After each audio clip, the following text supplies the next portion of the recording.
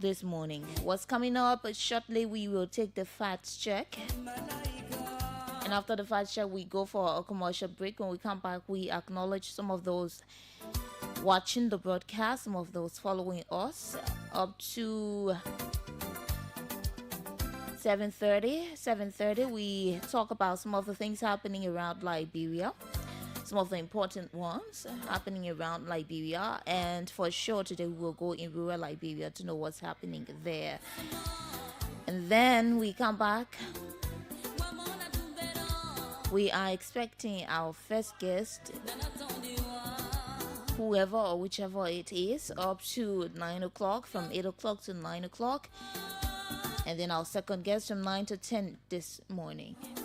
That's how things are going to be like. My name is Fatu, as I said. Blessing Nimley and Abraham Kane are the ones behind the live video. So welcome to this edition. Keep tuned, don't touch your dial. We take this very short break. We'll go for the fact check and commercials. So be right back.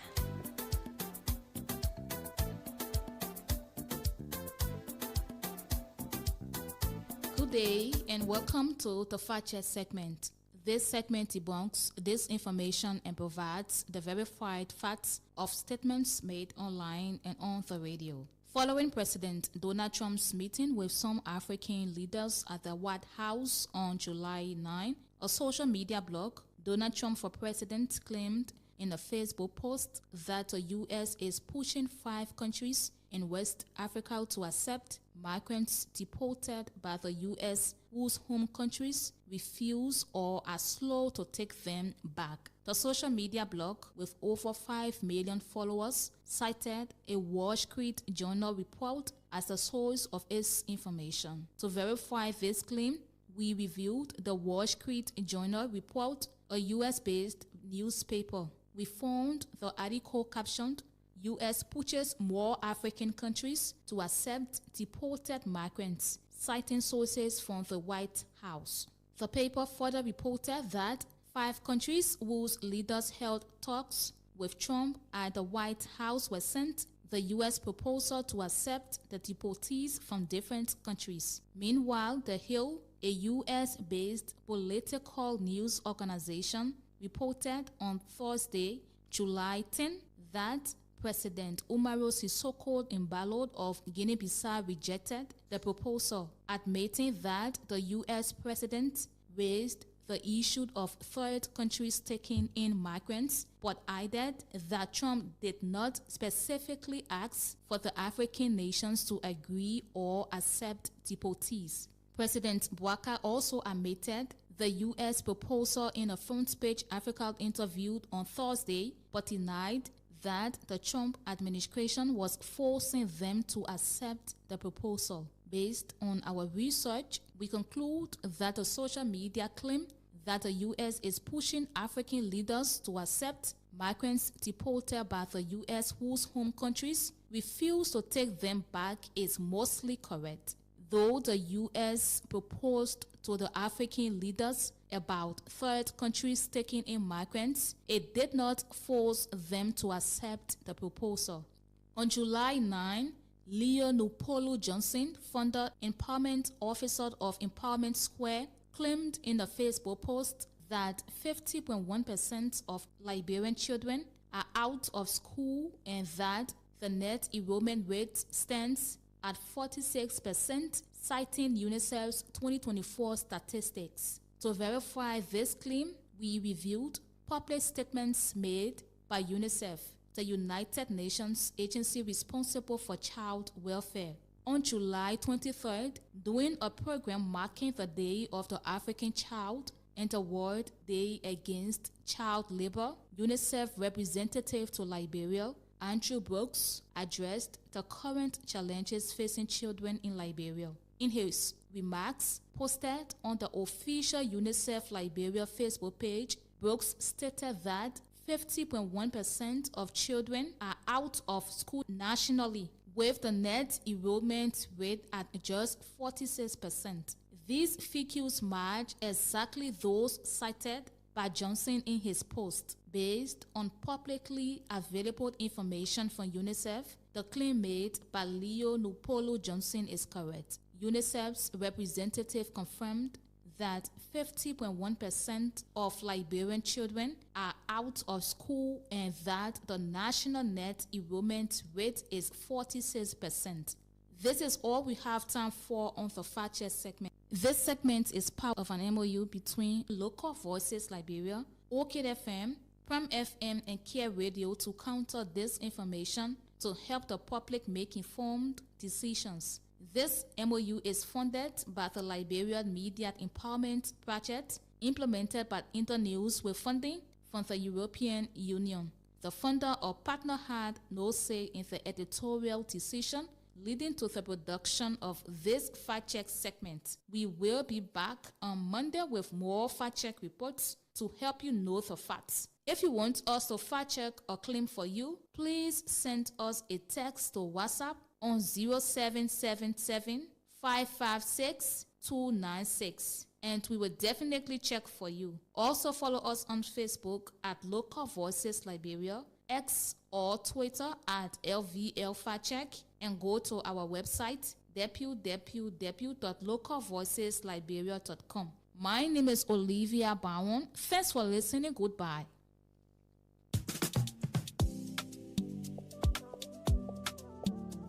Hey, rushing. Why are you rushing to so? You, Judy, don't give me a hard time, man. I'm going to the bank to get my cash because the bank was so close.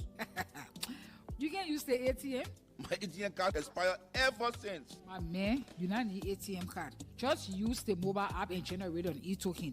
All you have to do is to just log on the app, you click on Express Cash. Then you select ATM. From there now you select Generate e-token. Then you select the account you want the money to come from. From there you select the currency that you want. If they're Liberian dollars or US dollars. Then you put in the amount that you want, whether $10 or $20, you put it in and generate your e-token. It's simple, like 8 numbers that will come to you. When you get that number, just go to any ATM there.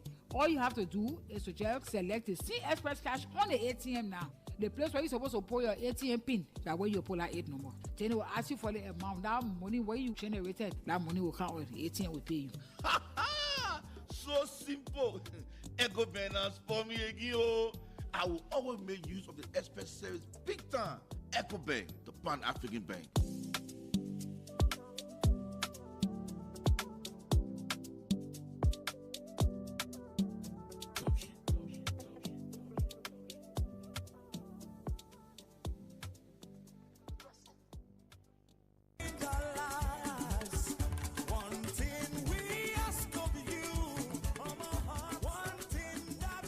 The people are into selling Mary Maga hot tea medicine all over in Lofa, Nimba, and all of Bon counties. The people finally now settled down in Moserado County. They Mary Maga hot tea medicine here. People in Lofa, people in Bon counties have been buying the Mary Maga hot tea medicine. People with terrible sicknesses, and most of them have been healed and been giving testimony about the Mary Maga hot tea medicine and how good it is. Finally, the people now settled down in Moserado County here. In Moserado County here, Morovia, Liberia, the people, when you go to Bonafan, opposite Makumba Bendu tissue factory, right beyond the block factory, you will see the people office that they Mary Maga hot tea people. They're going to be sending the Mary Maga hot tea to you. And if you want to buy this Mary Maga hot tea medicine, that's small money. The whole week, 7 days dose is just 5,600 LD. If you buy the medicine here, you take all of the dose, my sister, my brother, all of the sicknesses you've been suffering with gonna be cured. This medicine they call Mary Maga hot tea can take away or kill all kinds of sicknesses, and some of the sicknesses that a Mary Maga hot tea medicine can kill are typhoid fever. Every time you're feeling cold in your body, you're feeling sick, infection, stomach complaint. Every day you're complaining with your stomach. You say my stomach hurting, my mom my stomach hurting, my wife my stomach hurting. Even women that cannot see their period, the medicine they call Mary Maga hot tea can solve it. A sexual weakness, you can't do your homework go, you come from working or you go somewhere, you come back home, you can't do your homework go. Your woman tells you say bad limit man, sexual weakness in both men and women. They Mary Maga hot tea, it can cure it. Numbness in the body, eye problem. Every time you complain with your eye, you can't see clear. They Mary Maga hot tea can solve it, it can cure it. Also, Every time you complain with your stomach boiling, you can't eat pepper, you can't eat this one. Also, the Marie Maga hot tea can solve it. It can cure it. Rheumatism, back pain. Every time you complain with your back, my back hurting, pain in my back. Marie Maga hot tea medicine can cure it. Diabetes, the sugar problem. This Marie Maga hot tea can cure it. Skin disease and many more. Marie Maga hot tea medicine can cure all these problems. Here are some of the testimonies of people that Marie Maga hot tea medicine has cured, and today they are free and living happily. My name is Sisi Galima. Okay. I live in Kolahu, Kobasile, Kisi. This medicine have done well for me from Monday to this Monday, making it 1 week. Okay. The first of all, Kafo have been disturbing me. That even it have taken me more than 5 years, I don't take bath with cold water, but this medicine makes the way I sweat, the heat coming on fine, I take bath with cold water, and I'm fine in the body. And also, even my outside have not been too clear. But it makes now I can see a distance, seeing very clear, and also as a man, it makes me active, sexually active. I play my game number 1. I used to always play weakness in the defense, but now I'm strong. If I can leave on the defense, go school and come back, which is my sexual organ is very, very active. That's great. As a young man, I'm moving strong. All of my joints that have been hurting my waist, everything free. This medicine is very, very good. It's natural. It's very good. It don't have any side effect, but it do it well, perfect. My mother was sick. I've been spending money from hospital to hospital, but that time she almost died. Even same for my people in the king. And when I hear the news over here, I have brought her. Well, I tell God, thank you. She well. And even my auntie, they call her Yene. She was saying she was not working good. She was in the same church. And when I told her, please people come here. Gave me testimony. All right. So they medicine. And that's what we were supposed to play with. Even my mother had testimony because she was not working, she was not talking. When they test, when people see what I want to make it, every time people running come here for their medicine. Okay. So their medicine, but they're doing well. My Oma, yeah, she was not working. Our baby in the house. She was not coming outside, but now she got washed, she go in the bathroom, she pay for herself. She was not ever asking people. Better give it a bag and you get a go out. The baby call a bag and you have a crack. Okay. Now I studied in the Silla for away you. Can I hang on the Langan Kuku? Now Cano Mama, Cano Mama, Cano Mama. I got no Mama, Langan Kuku, Emma. Mama can, Mama, I can know Mama. Well, I was suffering for 7 years, going up and down, no way. When I heard about you, I go to Foya about the medicine from buying this medicine. I'm feeling healthy than the way I was before. So my people who listen to me, the medicine, the good medicine, that make me to be alive today, God, the first, second, this medicine. So what kinds of sickness you are suffering from? Our foot problem.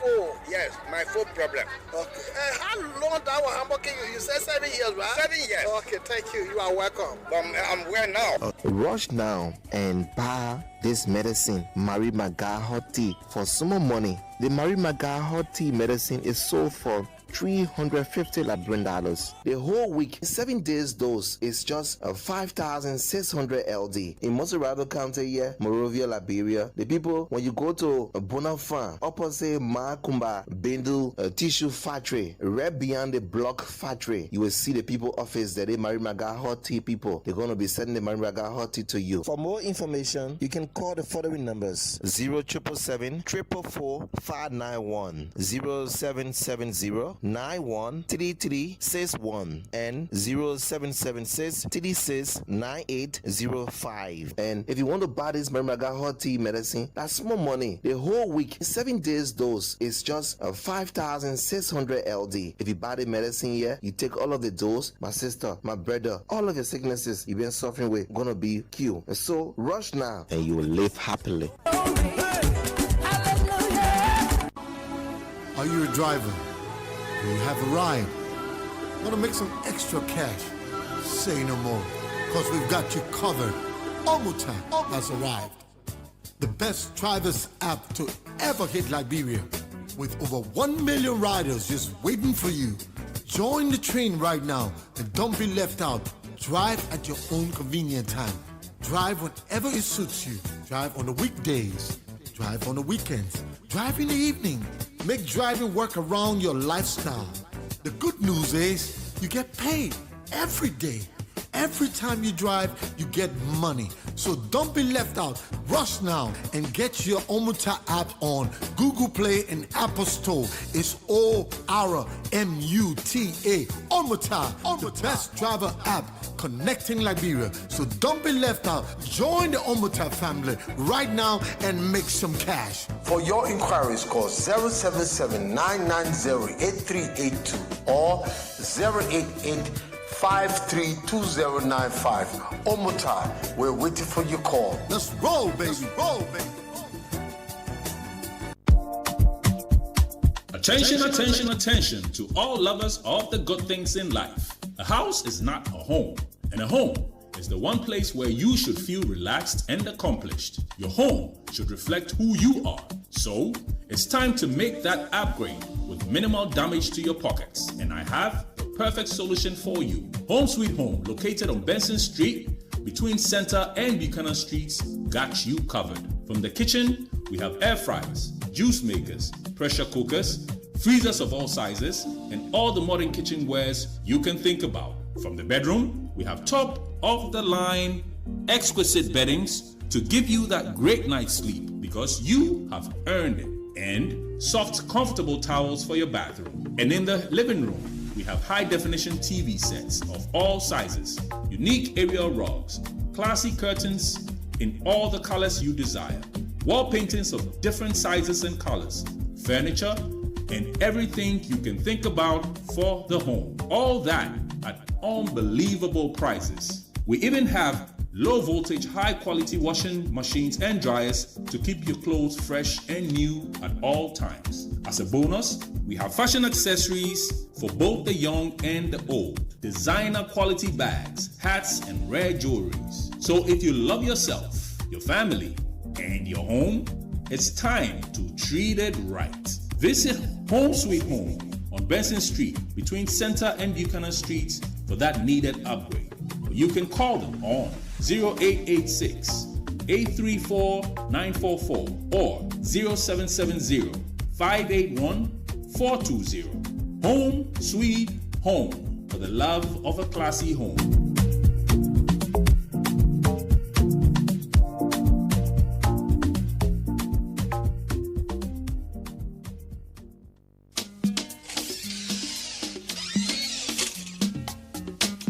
Where you dey go? Where you dey find? Why they ask me that kind of question? Say where I dey go? Where I dey go? I dey come.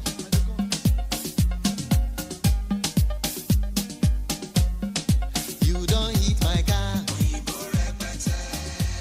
You Menju, why you walking and talking all by yourself so? My sister, the car business are really thinking about so to get car in this country is really not easy. Since I put in for my cars and other goods, it is almost 1 year I can't get anything. But it says stranger who always asks don't miss their way. Haven't you heard about Urban Used Cars and Auto Parts? You mean Urban Used Cars and Auto Parts? Yes, Urban Used Cars and Auto Parts is 100% Liberian-owned business. With Urban Used Cars and Auto Parts, you can purchase your new cars, used cars, and all cars parts directly from America for an affordable price. Urban Used Cars and Auto Parts can also help you ship your parrots, your boxes, containers, and other goods from your relatives abroad within just 4 to 6 weeks. Wow, this is a good news. Where can I find Urban Used Cars and Auto Parts? If you are in Liberia, Urban Used Cars and Auto Parts is located Fish Market, Tottenham Boulevard, Monrovia, Liberia. And in the USA, 220 10th Street, Brookhaven, Pennsylvania, 19015, United States of America. You can also visit their Facebook page, Urban Used Cars and Auto Parts International, or call cell number +231 887 012218. Thank you for this information. I am visiting Urban Used Cars and Auto Parts to begin the process of my card and other goods. Urban Used Cars and Auto Parts. Our goal is to allow Liberians have access to buying things from America without being cheated.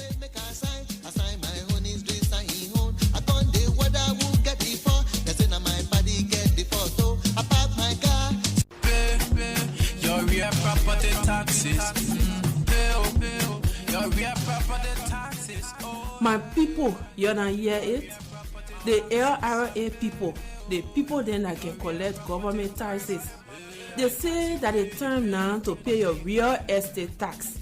Whether you get house or you get land in a city or outside the city, the LRA people say that it's time to pay your tax from now to July 1 this year. The people from the LRA will be in your community to tell you everything you need to know. So look out for them. They will come and teach you everything you need to know about paying your taxes for your properties. Just cooperate when you see them in your community. In your knowing, when you pay tax, all of us can enjoy. When you pay your tax on your land or your house, the government will do plenty fun things for all of us. Pay tax, we all enjoy. You can pay even when you're living uptown. Pay your real property taxes. Pay your real property taxes. Pay your real property taxes. Pay your real property taxes. My people, you don't hear it? The LRA people, the people then that can collect government taxes, they say that it's time now to pay your real estate tax. Whether you get house or you get land in a city or outside the city, the LRA people say that it's time to pay your tax from now to July 1 this year. The people from the LRA will be in your community to tell you everything you need to know. So look out for them. They will come and teach you everything you need to know about paying your taxes for your properties. Just cooperate when you see them in your community. In your knowing, when you pay tax, all of us can enjoy. When you pay your tax on your land or your house, the government will do it.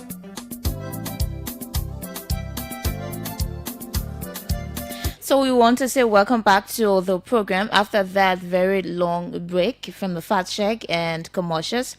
We want to say welcome back to the OK Morning Watch. So we will briefly take a look at some of those following the broadcast this morning. But before that, we will join Sylvester Tamba very shortly. Liberia will officially begin its campaign in the FIBA Zone 3 under 16 AfroBasket qualifiers this Friday, July 11, 2025. At the Samuel Kanyado Gymnasium in Pinzio City. So we will talk shortly to Sylvester Tamba as soon as we get voice from him to give us updates as it relates to that qualifiers taking place at the Samuel Kanyado Sports Complex. So now let's see some of those following the broadcast this morning. Wayne Knott is following from Lofa County. Vani Dukle is following from Johnson Street Community via Lawrence Sakama is following. Pinji Tobe is following this morning from Pinzio City, Monrovia. That's from in transit from Pinzio City to Monrovia. Okay. Ambassador Emmet Kekula is following from Capitol Bypass. John Snap is following from the USA, California. George Watkins Jr. is following from District 3, Montserrat County. Otello Frank says good morning. He's watching from his home in Johnsonville. Thank you, Otello. Siafa C. Fambule is following. Ruben Kane is also following the broadcast this morning. Let's continue. Lydia Aziada's duo is following from Ganta. Thank you, Lydia. Nama Fambula is following. Daniel Tente is following. Says thank you for the good work. He's following from Tinkers Village. So my colleague Sylvester Tamba is on the line this morning to bring us updates as it relates to the qualifiers we talked about at the Samuel Kanyado Gymnasium. Good morning, Sylvester. Welcome to the program. Oops. Okay, we lost him. We hope we can get him back on the line. Sylvester, if you're listening, we hope we can get you back on the line. You dropped, but we will continue with some of those following. UJ David says he's following the presentation from Connex O Road. Alexander Sami is following from Benson Street. Oscar Ziaben is following. He says he's watching from Gompa City, Nimba County. Emmanuel and Kelema is following from 72nd Community. OPU Neil Johnson's watching. Dan Kanga's watching. Timothy Wabani Senior is watching from LT City, Jamaica Road Community. OPU Neil Johnson is watching. Okay.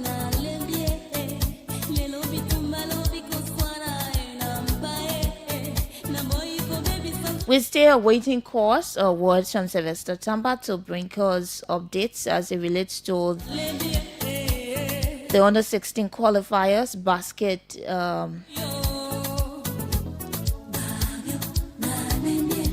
Afro basket qualifiers at the Samuel Kayando Gymnasium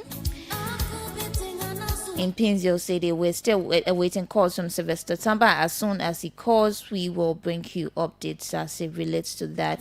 Kiawu Hassan is watching from Barclayville, Grand Crew County. Okay, Sylvester Tamba is on the line. Sylvester, good morning. Welcome.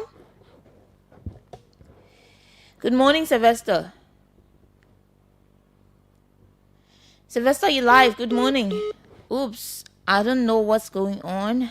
I just don't know what's going on. Sylvester, I don't know what is happening with your line. I hope you can just call us back, but there's something wrong. There is something wrong. Absolutely. I'm not getting you. I hope you can call us back, Sylvester, this morning. So, as we await Sylvester Tamba, we are going to take this.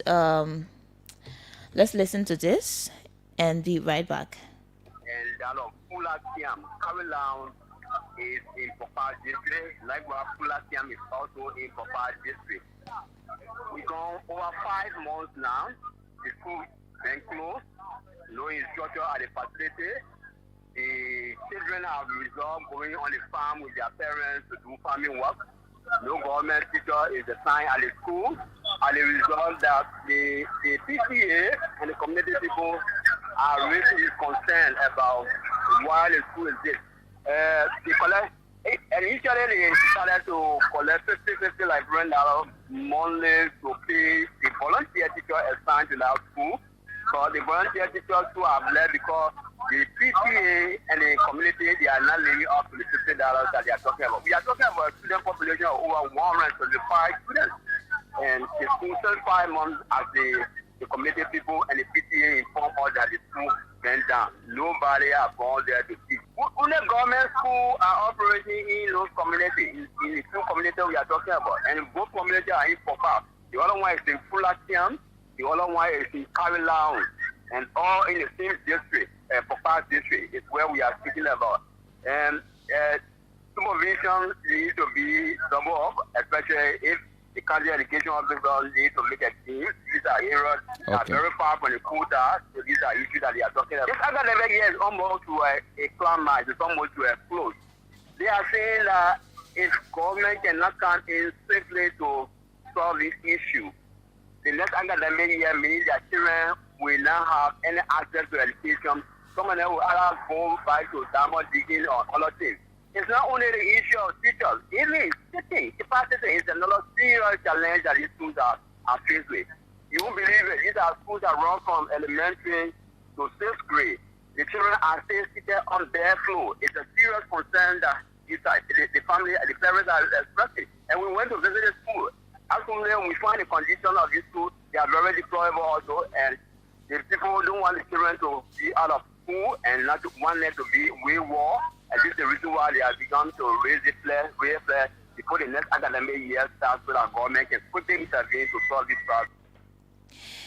Okay, you listen to that audio. You listen to our correspondent there. But before that, we have Sylvester Tamba on the line. I hope we can get him now.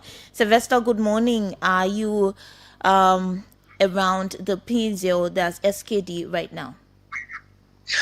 Yeah, sure. I'm in Pinsville, getting ready for this evening showdown. I'm listening to you. You in your intro, you made mention about Liberia debut in the Honor System Afro Basket Championship today. It got underway on yesterday with Africos and Benin, but Africos won the both matches, the both boys and girls. So today, Liberia going to play Africos at 5 o'clock for the girls category, and at 7 o'clock will be the boys category. How many counties, or let's say countries, are in this league? How far is it now? So actually, the competition should feature 5 nations. Okay. Liberia, Benin, Togo, and Burkina Faso. But Togo and Burkina Faso pull out at the 11th hour. So only 3 nations participating now. Okay. So the competition is now featuring host Liberia, Benin, and Africos, and the top team will qualify for Kigali September 2025 championship. Why did the 2 countries pull out? Maybe they gave their reasons, but up to now, the organizers, because we'll have to speak with the president of FIBA, that's the Federation of International Basketball Zone 3. He's here, Amadou Sem Amadou. He's here with his entourage. So we will have to speak to them today during Liberia's game to tell us exactly why other countries pull out, what will be the penalty for pulling out, most especially at the 11th hour when the preparation was already done. But for now, I can tell you exactly the reason they pull out. But I think the all is now on Liberia as host nation, playing our first game today. For all of our people, I think, to turn up at the Samuel Kando Gymnasium beginning at 5 o'clock, at which time the girls' game will be starting, and at 7 o'clock the boys' game, to see how best they can cheer their nation. Sylvester, I wanted to know what's the stage now of the entire league. At what stage is it at? I want to know that. Is it final? Is it semi-final? Or is it just the first game? No. So Liberia is going for their first game today. Okay. So they just started. The competition actually got underway yesterday. Okay. Between Benin and Africa Coast. So Africa won both matches, both boys and girls category. So Liberia is up today against Africa Coast, because remember that best of 3 now instead of best of 5. Okay. So Africa Coast played yesterday. They will also be playing today. Then they'll be resting tomorrow. Then Liberia and Benin will be playing. Okay. I hope you understand me. Yes. So what are the chances? What are Liberia's chances of coming out victorious? That will be determined after today's game, because right now the team did not play friendly matches earlier to ascertain as to how strong is the team. But Fatu, on a sincere note, I cover the LBA, the Liberia Basketball League, to the highest level. Remember, I even traveled with them to Ivory Coast last year, August. So I know the strength of the league. I know the kind of performing the polo when we were in Africa, but that was honor 18. But this is the honor 16. Just cheering, people trying to develop the game to the highest level to create avenue for everyone to participate. So right now, I can tell you that we have a very great team, but based on what I have observed, I'm at the gym almost every day. Once the games are playing, the kids are determined. Okay. But that will be, our final assessment or portion of our assessment will be done after today's matches, both the boys and the girls matches. But the best performing team will qualify for Kigali September 2025. Okay. For the boys and the girls. So that's it. And even if you play to the highest extent, once you finish second, just know that you can go. Or FIBA might look for the best loser, but that has not reached to our knowledge. What we know of, the best performing team will qualify to Kigali 2025. But is there any history of Liberia under 18 or under 16 winning, the basketball league?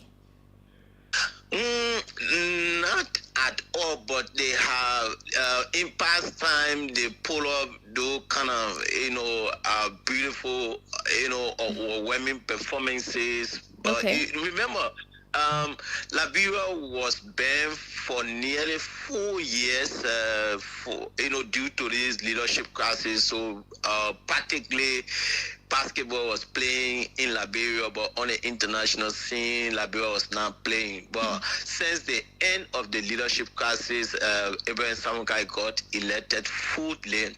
Things have changed. He's trying to rebrand the federation. I remember Liberia last participation came in 2007. It was until last year only for featuring international team in international competition. It was until last year they participated for the first time, and they ranked fourth in their group. Yeah, they ranked fourth in Africa in a zone. They call it FIBA Zone 3. Because Nigeria finished second, finished first, Africa second, Ghana third, Liberia finished fourth in a zone. So that's just tell you that they are heading there. It's just like sports development is not a 1-2 years thing. It takes a longer period of time. So we are watching to see how best it will play. But I think it is about time that our people are rally around a team. Fatu Ali, besides what we report as sports journalists or as media practitioners, as a spectator, once you go on a field, you see for yourself, although your reading of the game and ours might not be equal, but once you go on a field and you see for yourself, even if you turn, when we say something, you say, yes, it's true, the press is on top of this is what occur, but just staying home and just rely on the media to go and gather this kind of information and bring it to you. Look, Fatu, it's about time that our people rally around their team. That's I can say for sure. Yes, though there was no prior friendly matches to authenticate as to how strong is the team. But we follow the league.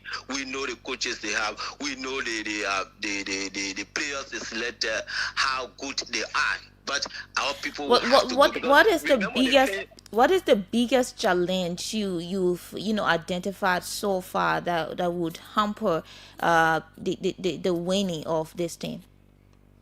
Fatu, to be frank, when these kind of competitions are held, in your country, the fan always look. Pundit says the fan are the 11th player on the field.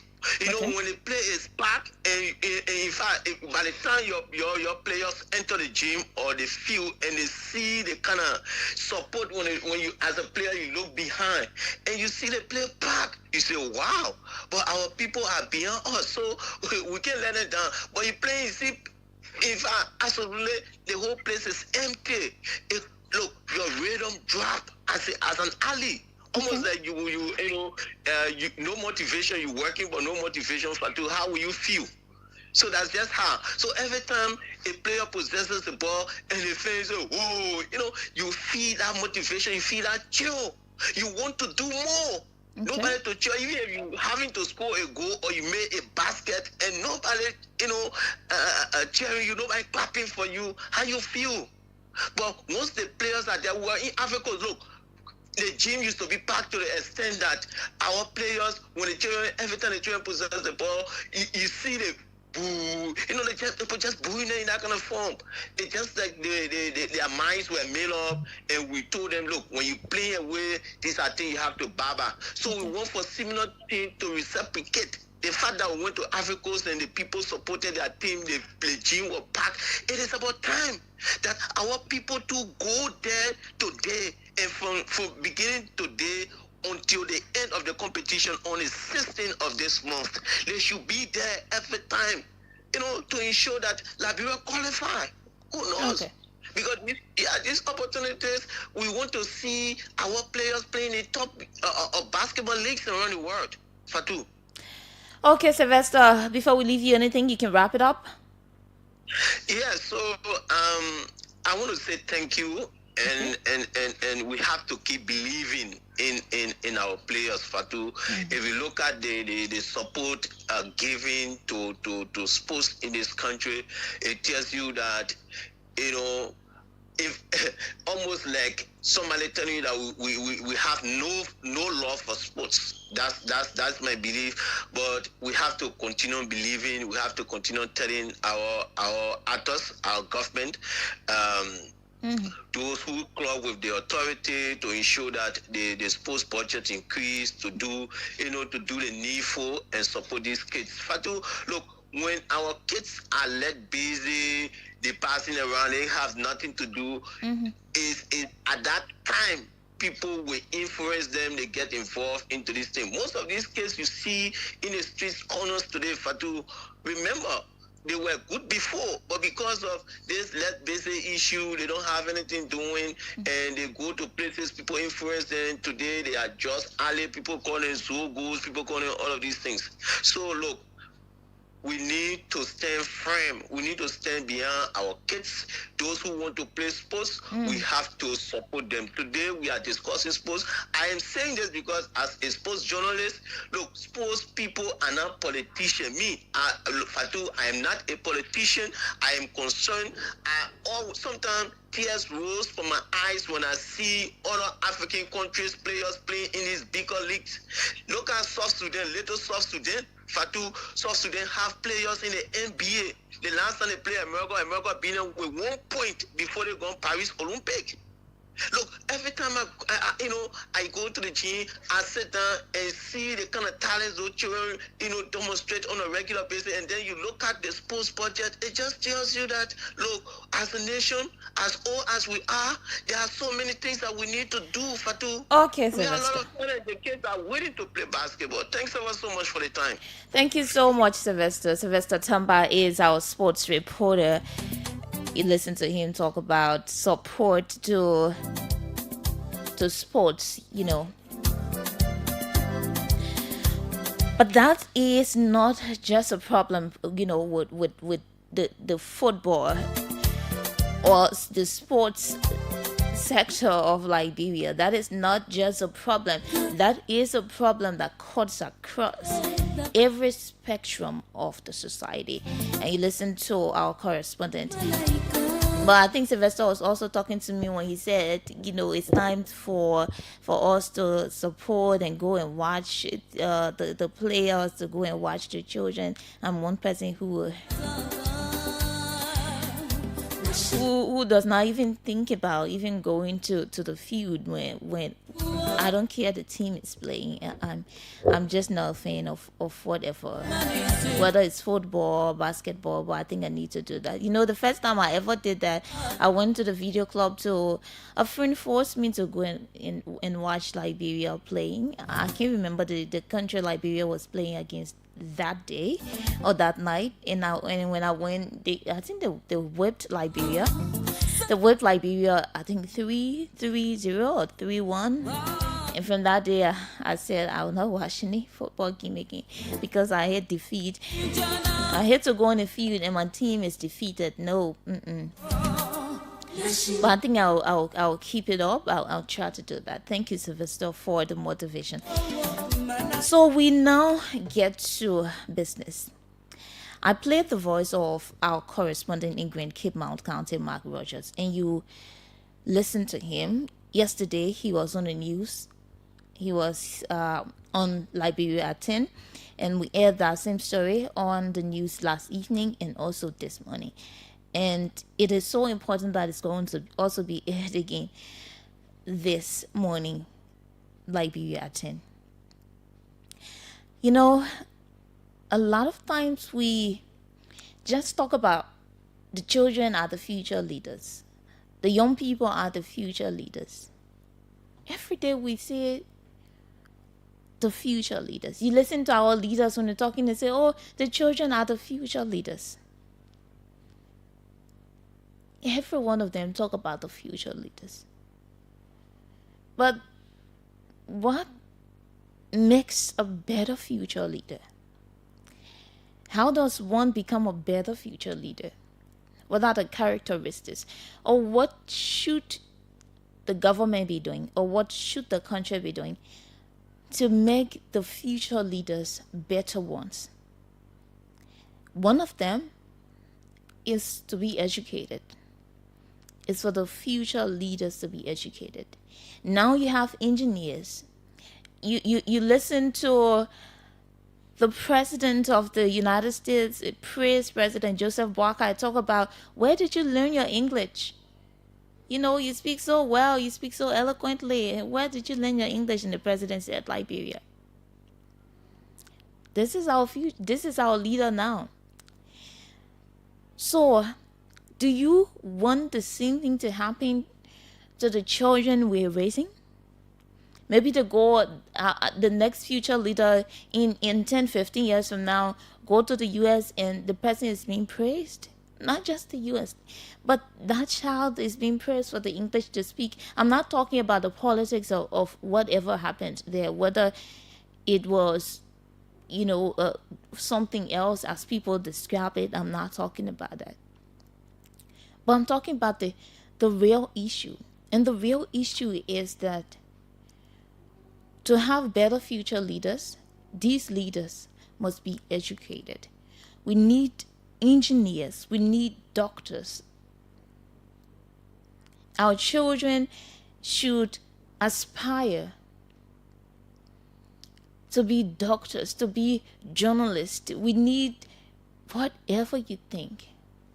The president, the vice president, these are educated people. You listen to them talking, you're like, wow.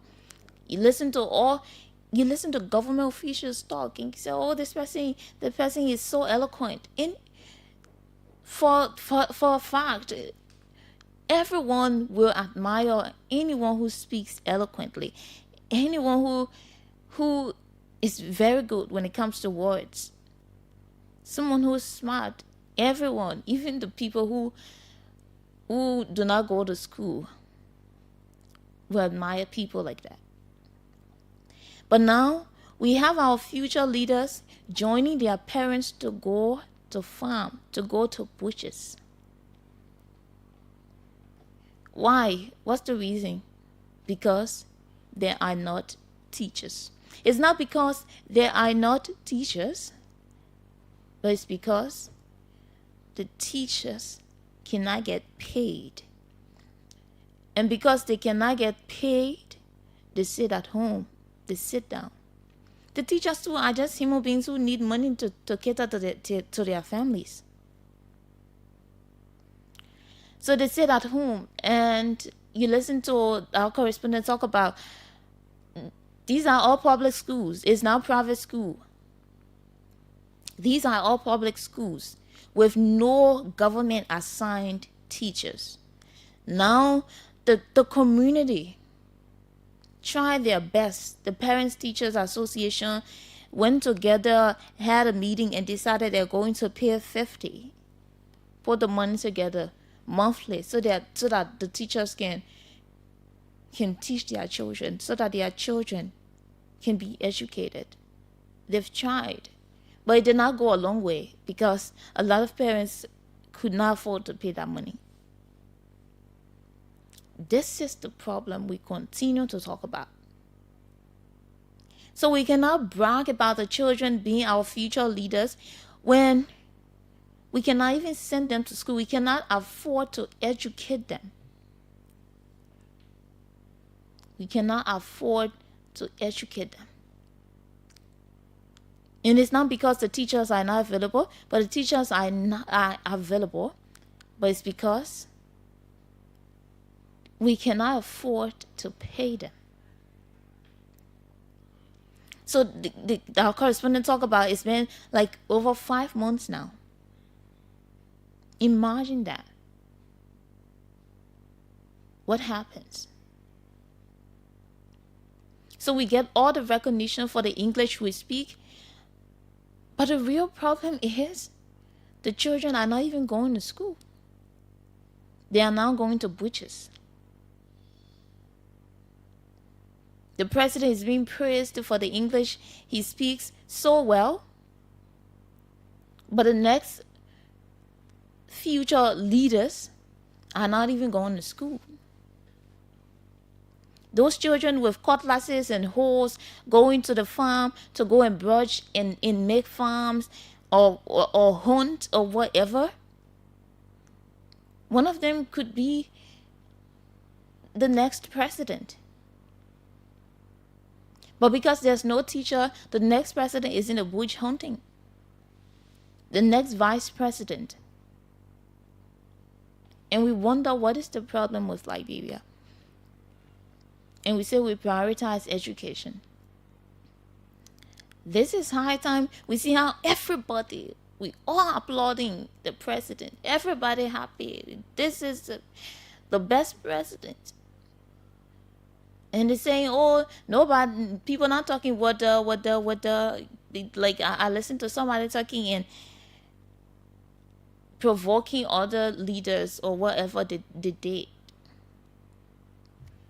But I think this is a joke. We're joking, right? We're happy that the president speaks well, but then the children cannot go to school because we cannot afford to pay the teachers. Or because we cannot assign teachers to the school. There's no difference. So the children now join their parents to go to hunt, to go to farm, to go to the butchers. And they are getting old. And older by the day. And we're here celebrating that the president speaks well. He speaks so eloquently. When the real problems are right before our eyes. When the next president is not even going to school. The next president has resorted going to the bush. These are the issues we talk about. The schools are there. And the other day I talked about it. And somebody called and criticized and called me whatever names, right? The schools are there. The schools are existing. But there are no teachers. And you listen to the guy talk about there are even no seats to sit. But that's not a problem. The people don't even have a problem with that. In as much as they are teachers, the students will go to school. This is what they want. They don't care whether there are, seats to sit. They would rather sit on the ground. The students would rather sit on the ground to learn when there are teachers, when the teachers are available. That is not the problem. But the problem now is the teachers are not even available. They can't make it. And you don't blame them too. Somebody said this teaching profession, as a matter of fact, I am a student of the Bishop John Collins Teachers College at the Stella Maris Polytechnic University. And once a colleague of mine talked about teaching is a passion, it should be passion, and there was a huge debate. Is it passion that will put food on your table? So you go and spend 4, 5, 6, 7 hours standing on the blackboard and teaching, and then you go back home, your children are sitting in, they have not eaten for 2, 3, 4, 5, 6 days. How do you feed your children? Yes, the passion is there, but the passion cannot even transport you to carry you to the school you're teaching at. So it's no more about passion. Now passion thing not working again. Because passion, when you say passion can cater to you, can cater to your services, or can treat you, you must pay the money to the hospitals. So how do you blame the teachers? No, you don't blame them. They need money. So the problem is just everywhere.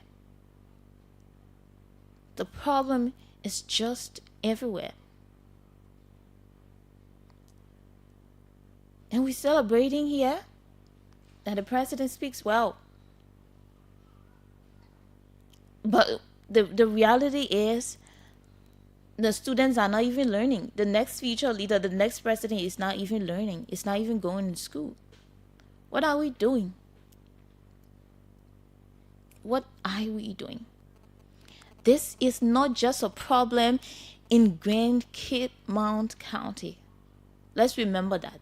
This is not just a Grand Cape Mount County problem. The sooner we realize that, the better. This is a problem across Liberia. And right here in Montserrat County, not far from this urban area, as we classify it to be. Right here in Montserrat County. Just go to rural Montserrat and go and see there are even no teachers. There's one teacher teaching from first grade all the way to third grade. Not from first grade, but from ABC all the way to third grade. This is a huge problem. It's high time that we start to prioritize education in this country. It's high time. So I'll open the phone lines and you'll contribute, you give your opinions. You just have to be civil, that's all. Call us on 0777 700 995 0555 995 995. Call us and be civil, just go straight to the point and you're going to make your opinion. Good morning. Yes, Fatu. Good morning. Yeah, good morning. Thank you for the minute opportunity. Okay, this is Mohammed Kumar and I call you from Carwell this morning. Okay, go ahead. Yeah, Fatu, you spoke on a lot of things, right? You said people here celebrating the president because he spoke good English. Yes, we celebrate the president because he never made us shame. If you don't want to celebrate the president, that's your business, but we will celebrate him because he's our leader. He speaks well. Like, he doesn't speak like the other past leaders who will say, do. No, that's not what we are saying here. Okay. He must speak good English, that the president of the United States will recognize the English and let's spoke. So if you said you should not celebrate him for that, no, who will celebrate him? Okay. The issue that you're discussing today, and now started in Joseph Boga regime, other leaders were here, right? In the last 6 years, the problem that you're talking about never existed in this country. It existed. So why you want to put the blame on Joseph Boga? Because Joseph Boga brought the problem to Banky Makante. No, that's why the men is trying to solve those problems here. The finance minister just informed the country that 100 schools will be built in this country. And you have schools. This is why I was talking the other day, and you people are getting angry. You have schools, but there are no teachers, and you're building schools. So because there are schools, so that we should not be no different school, right? So you still have schools, but the students are not going to the schools because you have no teacher. What are you doing about that? Now, what you listen to the education minister, right? The education minister told you that 2,000 teachers plus will be placed on the payroll. Everything cannot be done in 1 year, 5 months. So you want everything to get done in 1 year, 5 months? Okay, no. Thank you. So we will celebrate the president for that, for the good English that he spoke. If you don't want to celebrate him, that's a business. We will celebrate him. Okay. He never went in America to say do. Okay. People understand now we have been celebrated all around the world. I want to say thank you to Joseph Boga for putting the bread on the back. That's how we came to rescue this country. Okay, thank you. Let's take this caller here. Good morning. Good morning. Good morning. Good morning. Let's hear you. Good morning. Good morning. Good morning. You're live. You have to be attentive a bit. Yeah, thank you very much. Daniwadi Pay from 540 Town. Okay, go ahead. Yeah, you talk about speaking good language, good English. Yeah, it's good to speak good English. Mm-hmm. But my brother did well for us by speaking good English, so that the United States president can praise him. But man, that is not up to it. What are they doing? They who in power today, are they really educating the future leader? Or they want for somebody to build as a future leader? So the same thing that happened to him, it should happen to future leader. Yeah. You try to educate the future leader, that you try to do things for schools, pay teachers, let people go to school and learn folk, so that they themselves too can be praised for tomorrow. But today you see what happening now? Especially now in the community, that we see Zogos, we see people not going to school, we see school tuition very high. Yeah. How are people be educated? He learned during the old days. You see, maybe how the old days were fine.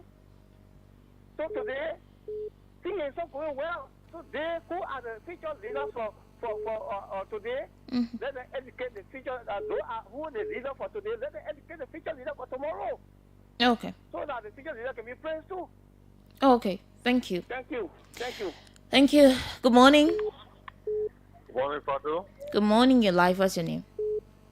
Yeah, I'm Oscar Zimmer calling from Pastor in Mackenzie. Go ahead, Oscar. Yeah, Fatu, you struck a good point.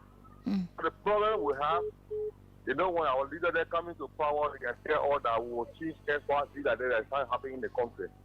But instead, I listened to this before. And when you look at the whole of things there, the government school are in things there, it can't even reach to 4 or 5. But the private school are charging exorbitantly, and the government is not doing nothing. How can we educate our children? When you go to one private school, so now they charge you 500 or 600 US per student. How can you the parents afford? And the government school for them to build a lot of public school or private school, they're not doing it. When you go to private school, you get more than 2,000 attending one school. I can see here cater to all the students. So we need to talk. The government need to come down and talk to the private school so they can reduce the situation. Because not every student. It will only be better. It will only be better when the public schools are better. Then the students or the parents will have to choose between the private and public schools. But once there are problems with yeah. Because when what kind of school going to school those days, in our village there, the government used to cater to the school and they used to bring meals for the school so they can encourage the students to go to school. But this time when children go to school, they don't have no benches to sit on, they have no teacher in the classroom, they have to sit on the floor, then the parents have to be collecting $50 or $100 to paying the teachers. How can they afford that? So the government has to really do something because what can make us to be very well there is that when you say the party, they will not do nothing. And we agree with elected you. When you cannot approve the concept more than the past leader, anything you always respect the past leader. You always respect the past leader. Do you want to say the same thing? The party will do the same thing. Is repeating it too. That's the one you don't ever the leadership. People are not ever the leadership. Thank you. Thank you so much. And this is why the other day I was asking, I said, when are you people getting ready to take the blame for some of the problems? Because every now and then you say, okay, the other thing, they're happening on me, happening on the past leader. When are you getting ready to start to take the blame? Because you're there now. You have to solve the problem. It's your problem too, right? Good morning. Good morning, Fatu. Good morning. Let's hear you. What's your name? Yeah, Fatu, this is the voice of Sabu Rasta. Fatu, I'm phoning in from Point 4 to be exact with you in Zimbabwe. Okay, go ahead. So how the family?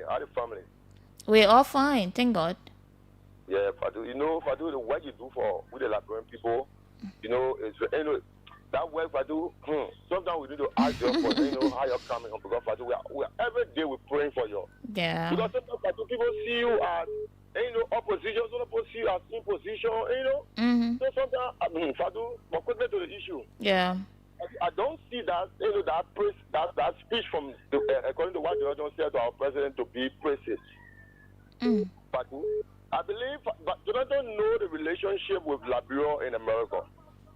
Jonathan know that Liberia is English-speaking country. So how will he be asking our president, you speak English well, what did you learn your English? Then our president said, yes, sir, yes, sir, yes, sir. So our president be saying, sir, to Jonathan and Fatu Kamara. See what you're saying, Fatu, see what you're saying, Stilo. our children, our future leader, Fatu, they are being left out.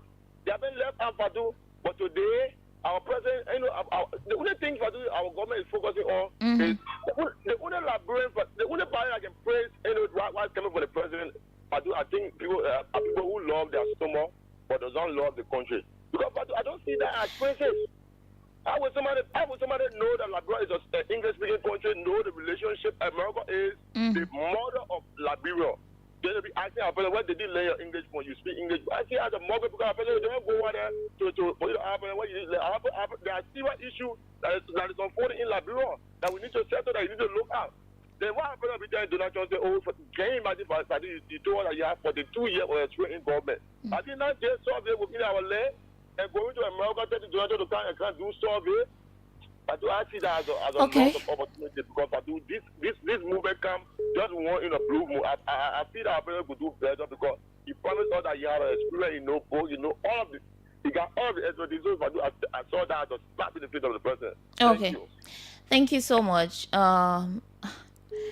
Perhaps you was hoping the president, could say he learned his English. Somebody said he learned his English in the U.S. Maybe he wanted President Barker. He was hoping President Barker would have said, I learned my English in the U.S. But that's a different thing. Like I said from the beginning, we all admire even me. I admire anybody who speaks good English.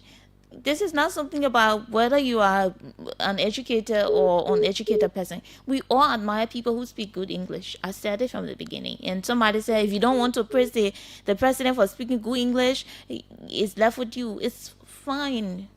It's fine. You can say it. You can say whatever. This is your opinion. But I said it from the beginning. I too admire people who speak good English. We all do, right? But what are the issues? We're talking about the problems. The real problem is no more about the president speaking good English, because you hailing the president for speaking good English, but the next future leader is not even going to school. Do you expect him to go and speak, whatever? I don't know how to describe the English he'll be speaking, or he or she will be speaking, right? This is the problem. We're talking about the problem. It's not about praising the president. The problem is the next future leader is sitting there and does not have the opportunity to learn, to be educated. That is the issue. Good morning. Good morning. Good morning. Good morning. What's your name? Let's hear you. Yeah, this is calling of Yama. Go ahead. Okay, firstly, for me, I would like to appreciate this moment for a talking point. Okay.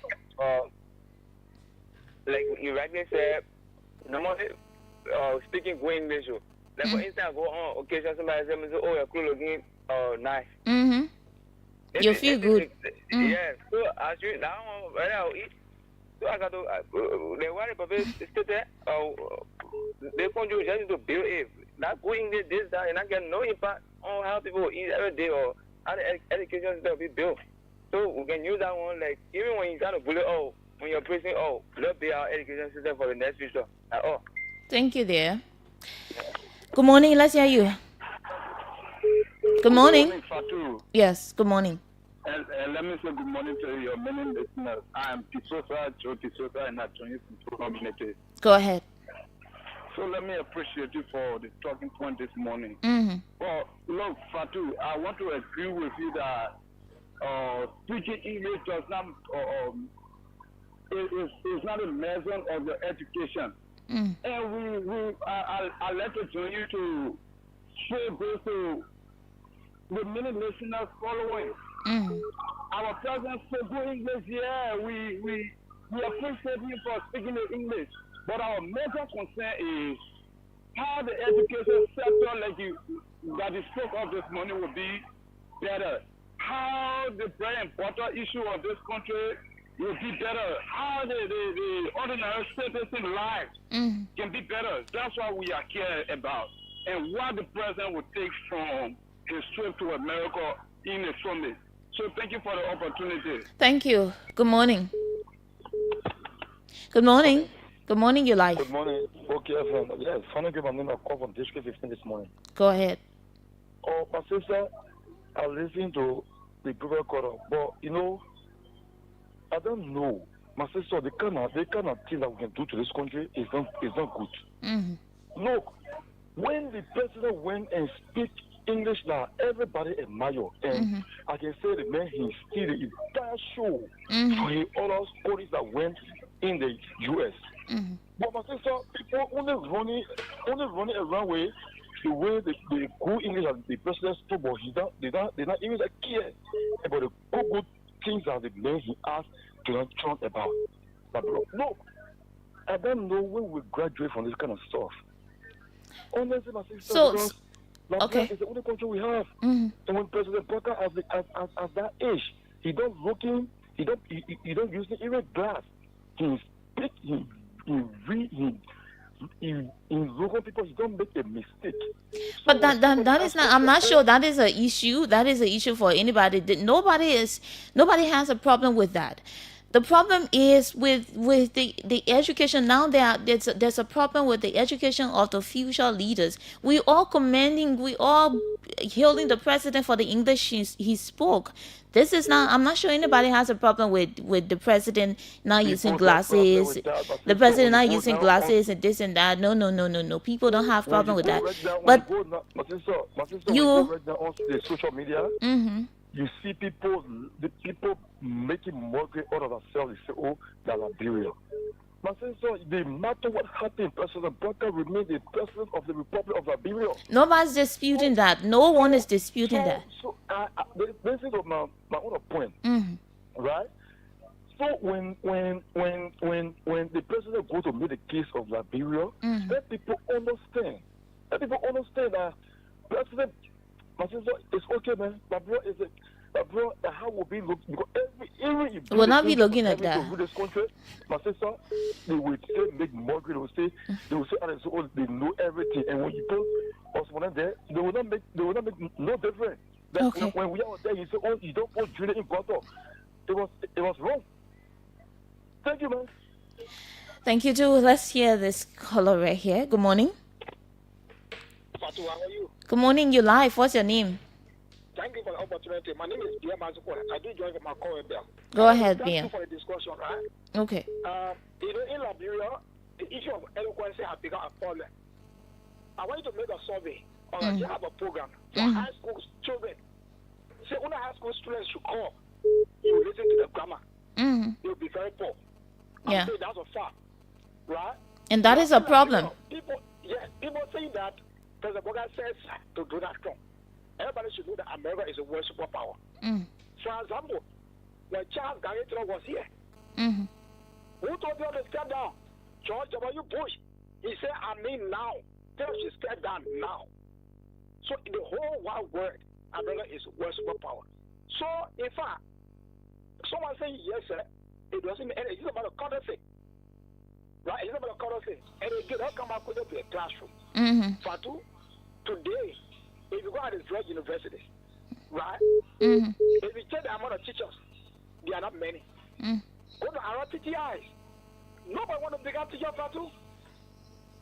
At least, want to tell God, thank you for our public schools.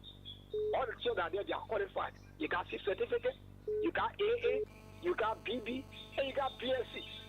Okay. But one of the days, Fatu, nobody want to be teacher in the country. People won't be teacher, but the problem there now. Okay, thank you. Let's take this caller here. Good morning. You're live. Good morning, Fatu Kamara. You're live. What's your name? My name is Pony. I'm popularly known as Irresistible, and I speak from Bushwa Island. Okay. I first want to thank you for being very balanced, and comprehensive. Yeah, and you have spoken well. We are all admirers of quality and good speaking skill. Yeah. Even those that are criticizing, they want their children, they admire their family. So I think we're above that. And you talk about the goodies. Oops, resistible pony. Is it resistible? Is that or irresistible pony? What happened? Okay, let's take this one here. I hope he can just call back. Good morning. Good morning, Fatu. Good morning, you live. And everything is calling for things like love, people like you. Okay, I hope we all doing that. Yeah. Fatu, we laugh, we listen to other people saying that what we eat, the English, what the president, that what we eat. The opportunity our president gave a show to the world. Mm-hmm. It came to Liberia. The English is spoke. Now they're talking about Google search. When Google search in America, now searching out which country is the what? Which country in West Africa is it? Which in West Africa who can speak well? You're still get Liberia. Liberia will be one of the first countries in West Africa who speak well. But that is only because of the president. Now come to Liberia and see the students, children cannot go to school. No, people not go to school. People opportunity coming. People will go to school. People will learn better. I'm telling you, as I'm talking now, my brother and my sister, sorry, sir. And my sister, as I'm talking now, as I'm talking now, opportunity open to our nation. Okay. I'm telling you, sing Liberia, love Liberia, sing Liberia. Thank you. Sing Liberia, love Liberia, and be Liberia. Let's hear you. Hello. Good morning. Good morning, you live. Good morning, Fatu. Good morning. Good morning to the peace-loving citizens of our country, Mama Liberia. Mm-hmm. This is the voice of Lasana J. Masale, commonly called Heritage. I joined the conversation from Jamaica, Obasanjo, to be specific. Go ahead. Thank you for the fascinating discourse this morning. Mm-hmm. You know, Fatu, we don't look at the estimate or something. We look at the estimate or something. What I'm trying to say is that we shouldn't look at the data or something, rather the price or something. Okay. See, you know, when something is good, we should praise it. When something is not good, we shouldn't praise it. Mm-hmm. You know what? People must be commenting on our speeches here. The speech that President Joseph Nima Baka gave, I don't think it's something that to be the alma mater of people discourse. The main thing here we should go on about the educational system of our country. When you want to bring this one, other people bring that to the past because one time the journalist asked job we had before, have you voted? And say, well, I did vote. So and people take it to be issue and what the president at that time he was wrong by what saying that the day voter is that English. Why people must be looking at something that is more important than they look at in the past. So me, I just want to comment on the education system in this country. Okay. Because one thing is that the people only focus on the what the government as well as the one caller said that no teachers. We have teachers here. We have teachers in the country, but people do the way. Okay. Hello. Hello. Okay, your line is by. We cannot continue with you. Good morning. Good morning. Good morning, caller. Good morning. Good morning, Fatu. Yes, go ahead. And let me say a pleasant good morning to the schools of Liberia following the broadcast this morning. Okay. This is the voice of G. Rice Smithville Jr. The public is of the most decent community on every tourism community in Israel. Okay, let's hear you. Yeah, Fatu, in Liberia at this point, I think elections are all over. We come together as one, and support the general of the country, Fatu. Okay. Liberians are missing a few things in this country. Simple things they don't understand in this country. So, Fatu, I went to a PDA meeting, where I sat quietly in the congregation and I heard the president of an institution calling my son as the dues of the institution for that particular semester. I was proud, Fatu. I woke up, and as they were celebrating my child, I was also happy that person was to me. That's the same thing that happens when your child is in the street and then he exhibits good behavior. One day they say you get good training from whom? Who get that training? Is the parent that person also come to you. So the fact that the greatest president, because the fact that America is the worst superpower, superpower, sorry, it means that Donald Trump is also the world's greatest president. So if the man can praise our president and me, he also praise us Liberians. Okay. And then I hear people in the corridor saying why our president should call Donald Trump sir. You know, Fatu, that's a simple That thing. is not the topic of the discussion, yeah. Fatu, honestly, we need to understand simple things in this country. The man, the president, he's the first president above all other presidents. About 200 that are our intellectual forum here. There are 73 representatives that have been elected in this country to be represented. But when you go at the capital, two big chairs and put it upstairs, and they say they're going to another person, a speaker, they're going to another person, deputy speaker. Oh, okay. So, you are just first, you go so calling. Good morning. Good morning, Fatu. Good morning. Let's hear you. Mr. President, good morning to the listeners following your broadcast. Okay, go ahead. Well, I'm Christian. Christian pray for enemy barrier and you joined the conversation this morning on the headquarters of the Veterans Bureau on the Baguba Avenue. Okay, go ahead. Fatu, let me appreciate you for topic on discussion. Fatu, I think our president did extremely well. Yeah. But some of the things that we are raising is that the Unity Party guys are running on Facebook commending the president or saying a whole lot of things because Donald Trump told the president and he speaks very beautifully. Speaking very beautifully is good. Yeah. The president speaks very beautifully. That is good for our country. But what are the president coming back with? Speaking beautifully as the president when in the high school, the public school, in the villages, does not have chairs. Yeah. Speaking beautifully as the president when TSK does not have medical supply. Speaking beautifully when citizens are being killed. No, I'm not going there. No.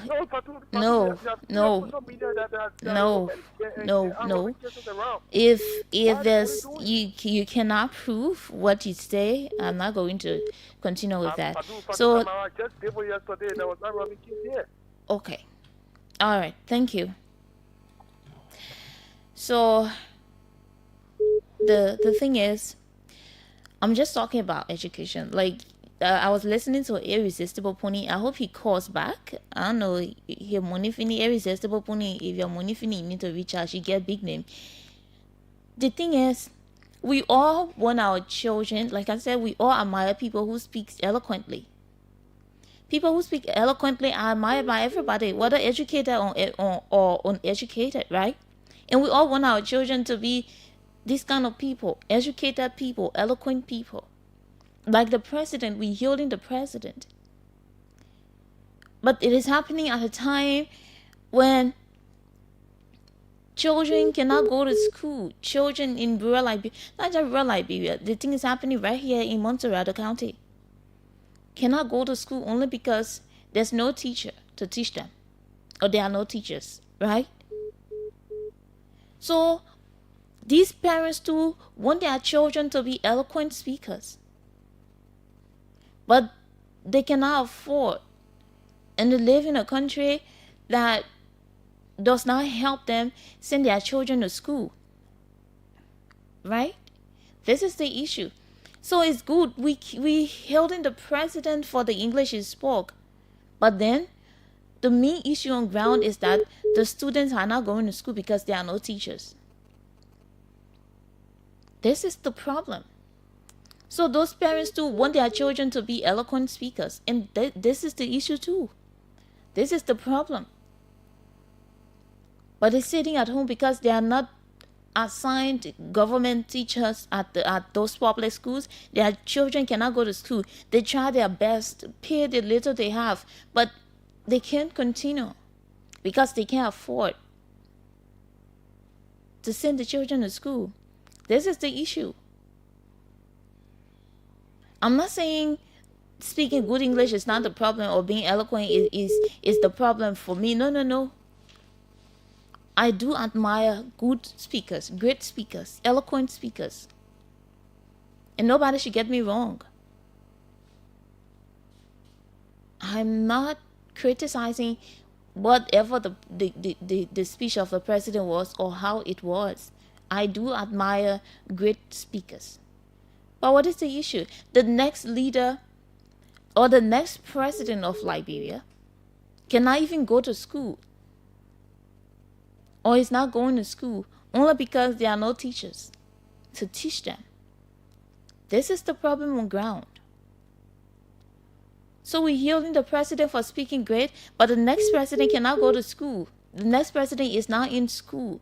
The next engineer is on the farm. Or the next doctor is hunting in the bush. This is the problem. And we expect that there should be great speakers tomorrow. Are you kidding me? When they're not going to school today? This is the problem. So I don't see why people saying, oh, if you don't want to praise the president, it left for you. Like, is there a problem? Good morning. Good morning, Fatu. Good morning. Let's hear you. Yeah, Clarence came on calling from Ghana. Clarence, go ahead. You know, my Fatu, people are not, as you put the topic and as you are explaining, it sounds like criticism. Because if sometimes I say, okay, or yesterday everybody praising our president, so we should try to at least do the okay. That could be like, or yesterday everybody hitting you, you spoke well, but what the other people, look, they probably not just start today. Someone said it. Of course, a happening is not good, but for me, let me hold our party leader responsible. So what the current leader doing? I come there. I'm not saying... No, but you cannot hold the past leaders altogether responsible when there's a current leader that's supposed to be solving the problem. You, like I said, when are you... I'm coming to your point, Fatu. Okay. Let me get be very frank with you. Anyway, you are my model because you're my model for me, Fatu Kamara. No worries. I don't even want to go high with you. Okay. But let me just be very frank. The reason I'm believing the past leader, if they could have done what you explaining, we couldn't experience it today. And let me just tell you again, we all been living in the country. This is about no politics.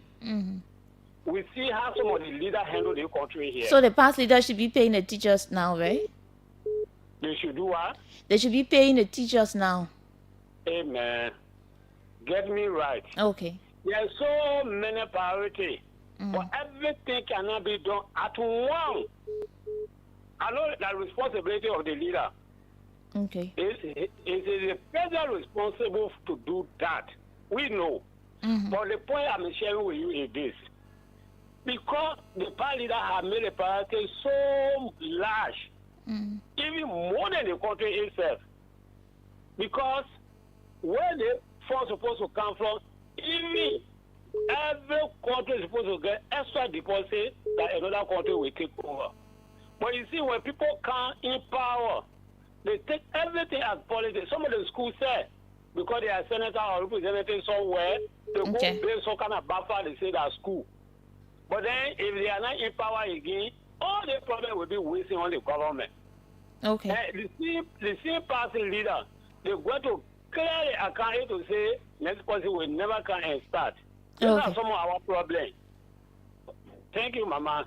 Sorry if I'm talking loud. Sorry. Thank you. It's okay, dear. You're welcome. Mama. Okay. Let's hear you. Good morning. Good morning. Okay, let's take this from here. Good morning. Good morning, Fatu. How are you? I'm fine. What's your name? Where are you calling from? My name is Isaac Kofi Komba. Okay. I'm from Central Virginia. Go ahead.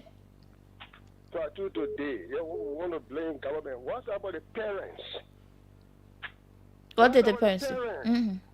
Today, the way how your children dress to go to school without pistolets. Was it in the past? The pool speaking English today. Was it in the past? They say uniform. So your children living in your houses. They are hair not even cut. The girl children not even plan all down. They still want to blame government for that. Government will come plan cut her hair and say that uniform hazards. We're talking about the government schools that teachers are supposed to be assigned to. The teacher will in the class, but are you preparing as a parent? Are you preparing your child properly to go to school? When you are giving them money to go pay for a grade, you want them to speak good English? Are you giving them money to go research wire that will qualify them? Are you paying the pay in a way for them to speak good English? Okay. If your children leaving your house, when they come back home, have you ever opened a copy book to see what are they learning or not? Have you spoken with them? You wouldn't know how to speak. Are you talk to them, someone there, they even know what to say R and A. You have corrected them one day. Okay. Now that's on the government. Because the government created the environment so you can be peaceful, so you can find jobs. But for you to send your children to school. You said school. You said no job. All these concerns go, you don't want to go up like that. But you come from other houses. High school today, you don't learn no trade. You ain't got nothing in you. How you want job? Fatu. Okay. You play on government. Your children are home. You come from school, they come from school. Well, what I learned today, Papa, Mama, let me see in your cupboard books. Nobody will do that. But okay. you have to prepare to go to the computer salon, do your nails, get a new hair. I beg you, man. I beg you the money, please. Okay. Thank you for your point. But it's you've been to the government already now. No, I've been there, yo. I'm scared. In the past, when the government school, those days when you go in, government gives you a book to read. You return our books at the end of the school year. And then your parents will go and sign for it. So they are not happening. I'm holding government responsible for that. And then again, you, the parents, you must be able to help the government go to the PTA meeting. The school, you say your children, when somebody say I pay $100, when that work $100, say no, you will stand up for your right. But you say, I will just manage it. You are managing at what point the children today. Okay. So you don't blame your government. Parents should be for them responsible. You send your children to school. In the school you go to, visit the school. I should visit JJ Rowell or children going there. I go there, I'll just walk to there, I'll put your speed to there, go to the class and see what they do something in the class today. You don't do it. All your time you spend is to only criticize and then to go to the beauty salon, your women, the men will go on the beer table. They even know how their children go to school. Thank you. They never want to visit the school. We so all did. Thank you so much. I think you've taken enough time. Thank you. Okay, thank you. Let's take this caller here. Good morning.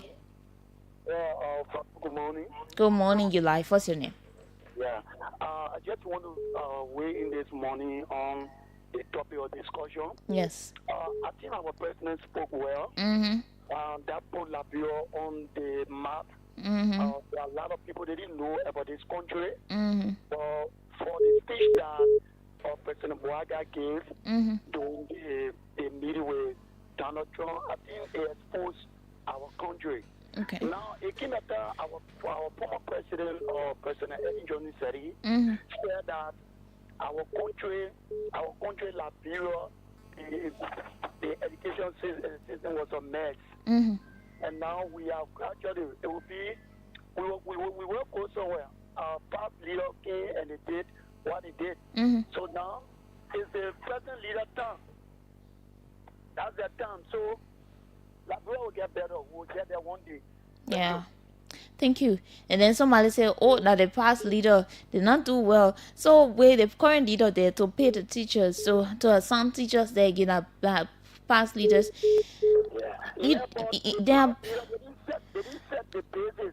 I'm sorry, I'm not talking to you anymore. Okay. Thank you. Thank you so much. So you have a school, okay, you have a school standing. It's not a problem to say, okay, there's no school, the school is not there, but you have the school standing. Now it is to assign teachers there or to have teachers there and pay the teachers. And there are already the teachers there, right? It does not mean the problem is not even that teachers are not available. Teachers are available, but having them assigned there and paying them is the problem. And the boy is saying, our correspondent is saying it's been over 5 months now. Imagine that.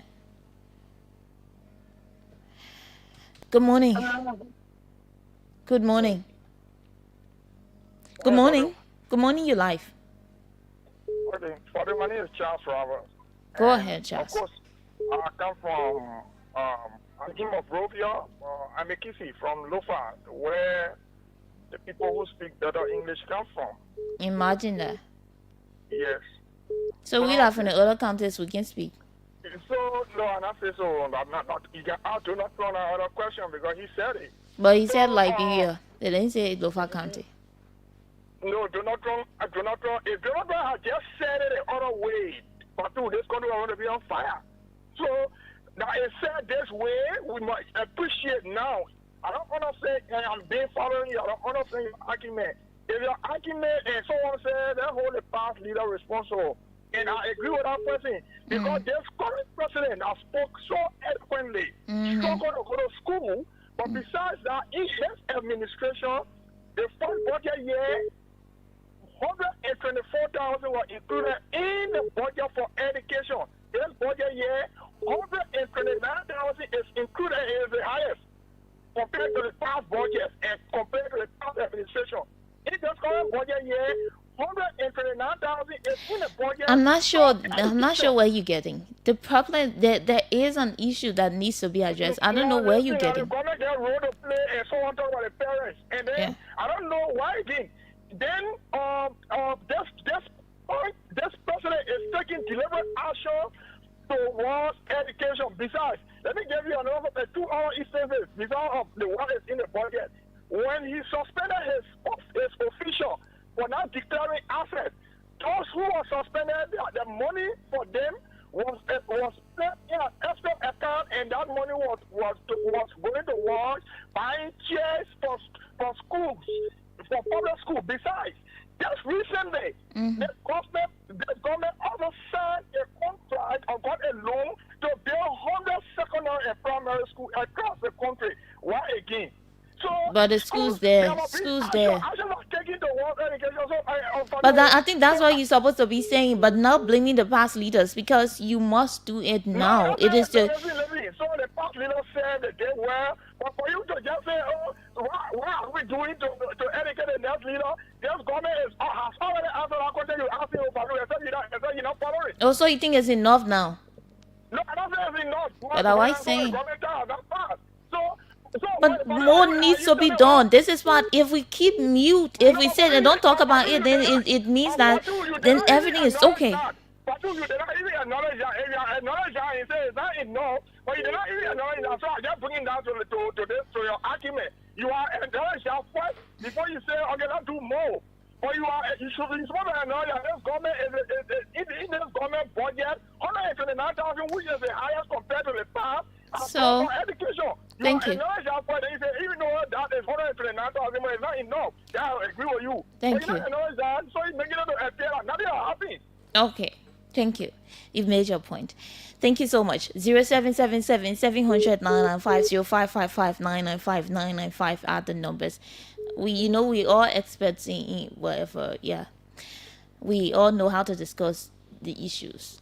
I'm saying it from the angle of how I understand it and what the issue is, what the problem is. And this is not a problem of just yesterday. Yeah, it's been a long time problem. And this is a government that's going to almost 2 years now. We're hitting 2 years, right? It's not a one-day government. It's not 2 days. We're going for 2 years, right? It's over 1 year now. We cannot continue to blame the past leaders for all of the problems. If we just continue doing this, the problems will not be solved. And there is the problem. We must talk about the problem. Whether or not some things have been done, it does not negate the fact that this is the problem. And this is an old age problem. Right?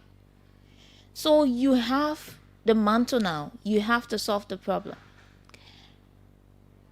And I praised the. I don't know how people understand the issue or how people take the issues differently. But good morning. Yes, good morning, Fatu. Good morning. Let's hear you. Yes, I'm from Benakoi from Kakata City. Go ahead, Armstrong. I'm a classroom teacher, also headmaster of a school. Okay. You know, the problem here is the compound complex problem. There's a need for stakeholders to get together and involve is like to find a solution to the problem. We all have to bring this government to where it is now. Okay. But you know, when this was the building school that my old brother Charles Robert, we all are from the same party. Business school is very important teachers. Or if you check in a city, you will see more teachers there. Even from most of the school, government school, I overstaffed. But to go live from the city and go up, sometimes you see only one teacher in the elementary school. Yeah. One teacher, I'm telling you, they play a service as principal. We are self government pay teacher there, two not coming to work. We have written complaint to the education office. No action can be taken against them. The volunteer teachers are there, they have even abandoned. And you see, Bailey school is not a thing, but you should have the qualified manpower. If you don't have the qualified manpower, just building that building just ain't there for nothing. Huh? So school go there, only one government paid teacher there. So school go there, no government paid teacher there. People are there in the community volunteering. And let me tell you one thing about the volunteer teachers now. I know it, but the people that are up there, they don't know it. Some of the volunteer teachers, they are not even half graduate. But the water standard business that are coming in this country, you see them with C certificate that they have gone to the water standard and carrying it for the administrator doing nothing about it. Okay. So for the system that they are doing, so this system is challenged. There's a complex problem. They need people who have vast knowledge to sit down and find solution to this. Okay. Thank you very much, Fatu. Thank you so much. We take two more and usher in our guests. Our guests are already out. We are aware they are already around the compound. So we take two more and call this day 0777 700 995 0555 995 995. Father numbers. Say, let's hear you. Let's hear you. Good morning. Yeah, it's a pleasure to be on Orchid FM. You're welcome. My name is Abegail Chito from Johnsonville. Go ahead. I think the education sector is doing well, but there are a few areas that need to be strengthened. Okay. The issue of monitoring and data evaluation. We have a lot of schools in the country, but if you check and see these schools, you understand that there is no monitoring that is going on, and there is no evaluation. The last time I went Lofa County, I saw a school building, and I never believed what I saw. It was a very, very modern school building. But look and see the numbers of students that were coming from that particular building. So now you have about 100, 150 just in machine. So the ministry has to motivate and kind of support the monitoring evaluation aspect of that particular arm. Okay, thank you. Thank you so much for your point. We take this. Good morning. Good morning. Good morning. Good morning, you're live. I'm Jordan K. calling from Brazil. Okay. Yeah, for me, I would like to appreciate you for your analysis. I think Fatu, people are doing well for the country. Okay. Other people see that when you are in power, everything that happens, you should put the blame on the past leader. The past leader was there, you said the past leader will not do anything. You have come now to solve the entire problem for the Liberian people. But say, when I so small thing pop out, you say, oh, the past leader. If we continue to do this thing, I think Liberia will grow. We are talking about students in other countries, they are not going to school because of the no teachers, because no benches or chairs in the various classrooms. Then somebody saying that somebody can speak well. Yes, we know. Speaking well is one thing, and implementing what you learn is another thing.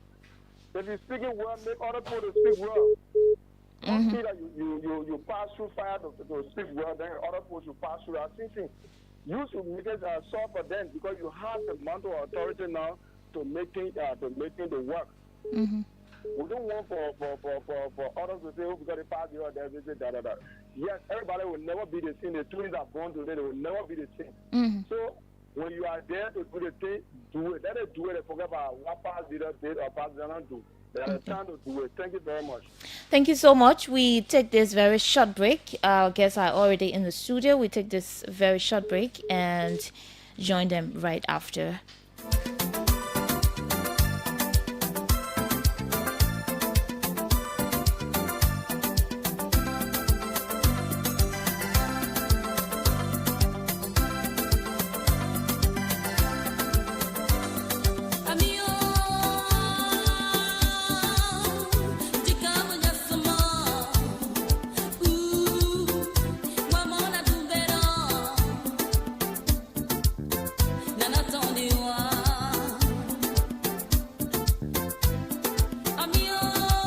Okay, welcome back to the program. So we have two beautiful ladies in our studio this morning. I'm seeing Alita Wallace and I'm seeing Celestine King. Okay, they will just briefly introduce themselves so that we can know who they are, what they do, and so forth. So we just join them. Good morning. We start from the lady in the court. You're very low. You could come a little bit closer to the microphone. Okay. It's okay? Yeah. Yeah, let's hear you. Okay, I'm Celestine King, and I'm the supervisor of the Liberia Entrepreneur Educational Foundation. Okay. My role there is to provide oversight, support, and guidance for the staff. Okay. Let's hear you. Good morning. I'm Alita Wallace, the founder and director of Liberia Entrepreneur Educational Foundation. Okay. So let's start with knowing Liberia Entrepreneur Educational Foundation. What is it? When was it funded? What do you do? What are your goals? Let's say the aims. And how far are you now? Let's start with you, Ms. Wallace.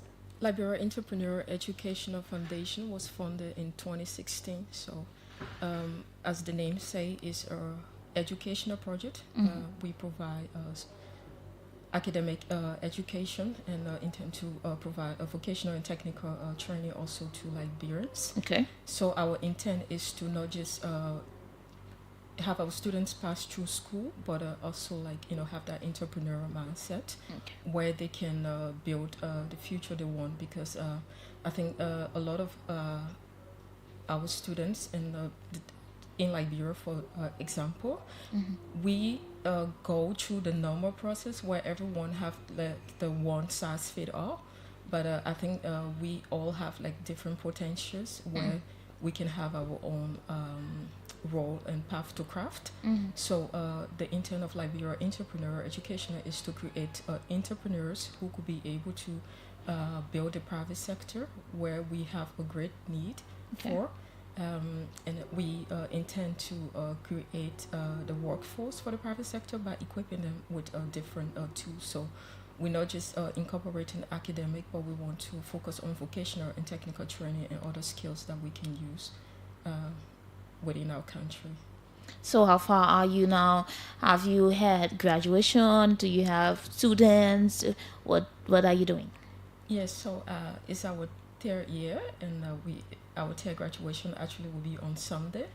Our school run from nursery to 9th grade at the moment, and we intend to expand. So maybe I'll let Celestine come in and say more about that. Oh, so you have an academic school, and alongside with other let's say skills you're training the students in. Yeah. Wow, that's great. Let's hear from you. When did you join? Last August. Okay. How has it been so far as a supervisor? Quite interesting. But rewarding as well, because some of our goals that were set, we were able to achieve them. With regards to infrastructure, we have solar energy. We have provided solar energy for the entire school, so that gives us 24 hours electricity. Okay. Back then, Johnsonville, there was no LEC, so electricity was a major challenge. Okay. But solving that problem helped students to have access to some of the materials, like online materials, because we have a fully equipped computer lab and 24 hours Wi-Fi as well. So with the electricity, students could easily access the computer lab to do assignments, research, and so forth. So these are some of the things that we were able to achieve. Let's talk about some of the entrepreneurial gaps, in the Liberian context that you, let's say, this institution aims to address. What are those gaps? Yeah. So first of all, I went to school in Liberia, and I think basically most of the school here, I don't know for now, because it was a while ago for me, and it was just the basic academic education. Everyone, we were all in the same class, whether you were able to follow or not. And I think everybody is unique, and they should learn at their own pace, and also based on interest. So having reside in Europe, like I see a different model that we can also implement here, where education is not a one-size-fits-all. So learning is based on interest, and they also incorporate the vocational and technical training. So like the computer training, where you can learn different skills. So we provide not just the basic MS Microsoft Office, but also other like QuickBook and database and etc. Then more and more we will incorporate more vocational and technical aspect to it, where I think most people, when they graduate from school here, given the economic challenge, they don't really go to school afterwards, university. But once you have that first-hand experience and certify in something that you can use in the private sector, you can start to create your own job and help to build the private sector. So I think that's a model we should follow gradually, and everyone cannot be in the office space. So we need a lot of good plumbers. We need a lot of good builders. We need people like auto mechanics. We need a lot of good electrician. I think those jobs actually are good paying jobs in other countries. You your own boss, but I think we like the big shot in the office space. But I think we should move gradually, and we can also go into the agro industry, like food processing and all of that, because you see there is a lot to offer and provide for Liberians. I think we Liberians should start to create that atmosphere. Okay. Who are these programs for? Is it kids? Is it adults? Is it for females or males? Is there a specific group? Let's hear from you, Celestine King, yes. Okay. The program is open to everyone. Okay. Students, residents, the entire Liberian populace. Okay. With aspect of the TVET, like she rightly said, most Liberian education is only focused around the academics. Okay. So when students graduate from 12th grade, some of them don't have money to further their education to university or what have you. Okay. But with these skills acquired, they can be able to work, create jobs for themselves, or find themselves in the working sector, with a trade, and then they can be able to provide for themselves. Okay. So with these trades like pastry, sewing, design, fashion, computer, AutoCAD, and what have you, these students, it's like an after-school program for them. Okay. But it's also a vocational and technical skill building for the community and others as well. Okay. So how is it done? Is it like is a compulsion? When I'm going to school, I must take a specific skill I want to be practicing. Do you do that, or it is left with the parents of the students or the kids to decide? My child does not want to get involved with any of these things. How is it done? How do you do it? I think it's we provide the opportunity for them to have the choice to choose what they want to do. So Okay. for the computer training skills, I wouldn't say compulsory, but it's part of the curriculum. So I think we live in a digital age, so we all have to be computer literate. So it's for all students. Okay. And we also have a music program at the school, Mhm. so everyone learn how to play the piano. We Mhm. also have a guitar and violin. And so after school activities is also open for everyone. So it's basketball.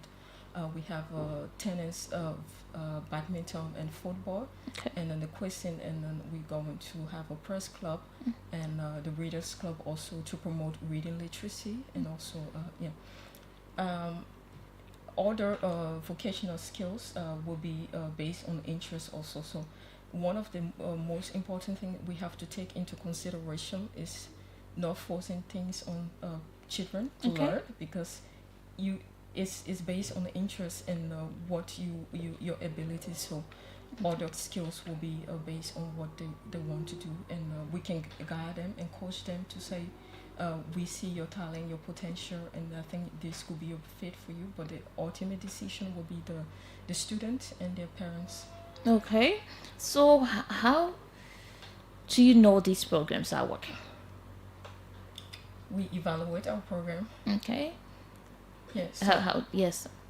What method do you use to evaluate to know this thing is actually working? Have you had people who have come out of your foundation and doing businesses or doing things on their own? Do you see students who are doing things outside? Do you receive commendations? What are those methods you use to measure how effective these programs are? So I will comment and I will let Celestine come in. For the You could just bring the microphone to you. Okay, at Is your it good now? convenience. Yes. Okay. So in terms of measuring what the effectiveness is, Mhm. we have different indicators. So we measure our progress. Okay. So now this week, actually, we were looking at the different progress report. Okay. And what we had in mind to achieve, and what we achieved, and what we should improve on. Okay. So we do that on a regular basis. So it's not just at the end of the year. And then in terms of like our students, so we Mhm. see now, like I said, we are at 9th grade, so we don't expect them to go out and open business. When we get to that level where they are 12th graders, we're focusing more on that entrepreneur skill, Mhm. where we will help them with going into the sector. Okay. Based on what they learn. So that's part of the plan. Another thing is it's not, so we have a project that we will be launching this year also, which is an important opportunity for our students to be able to focus on a global issue. Okay. So it's not only about the academic part of it. Mhm. It's called the SDG Learning Lab, so the Sustainable Development Goals. We are partnering with another organization in Belgium, so YAPO, where we will work on the different thematic areas Okay. of the SDGs, where our students will implement projects, and they will have an exchange with a Belgian school. So and give progress reports, so that a good way for them to be exposed and involved in global issue. But I will let Celestine speak more to that. Okay, Celestine. Yeah. With regards to the monitoring and evaluation, like she rightly said, we do a regular quarterly progress report as it relates to job performance and students' performance as well. Okay. So with that, we are able to see where there is room for improvement and where our students can be enhanced in certain areas. Okay. We also set up groups that students can work together peer to peer, and with the knowledge they have acquired, they can be able to express it amongst themselves. Quite recently, we had science fair, like an experiment. You go to the lab, and then we were looking at a setting experiment that has to do with heat. And then because we don't have that kind of technology, so we try to explain it in the common way that they will be able to understand. And when we did it on campus, and some of them were, wow, so this is how it works. So it's not just the theory that we are pushing, also the practical aspect as well. They interact with one another. As the spelling bee quizzing, we also engage other schools to make sure these children are ahead of the game. Let's talk about transitioning. You have an academic school of just at the level of 9th grade, and that student will have to move to another school, right? No. So what happens next? So we want to grow our students, and every year we are adding our annex to it. Okay. We don't want to have students from other schools we have not that have not passed through our system, because it will be difficult.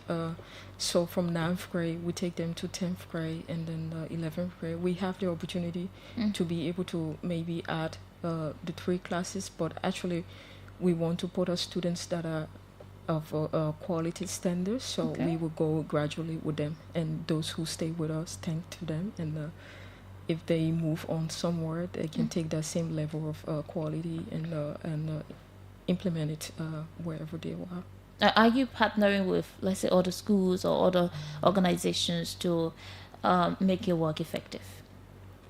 Yes, based in Belgium, I'm partnering with several organizations there. So like I said, we have the Sustainable Development Goal project that we will run with another organization in Belgium that was also small grants from EU funding.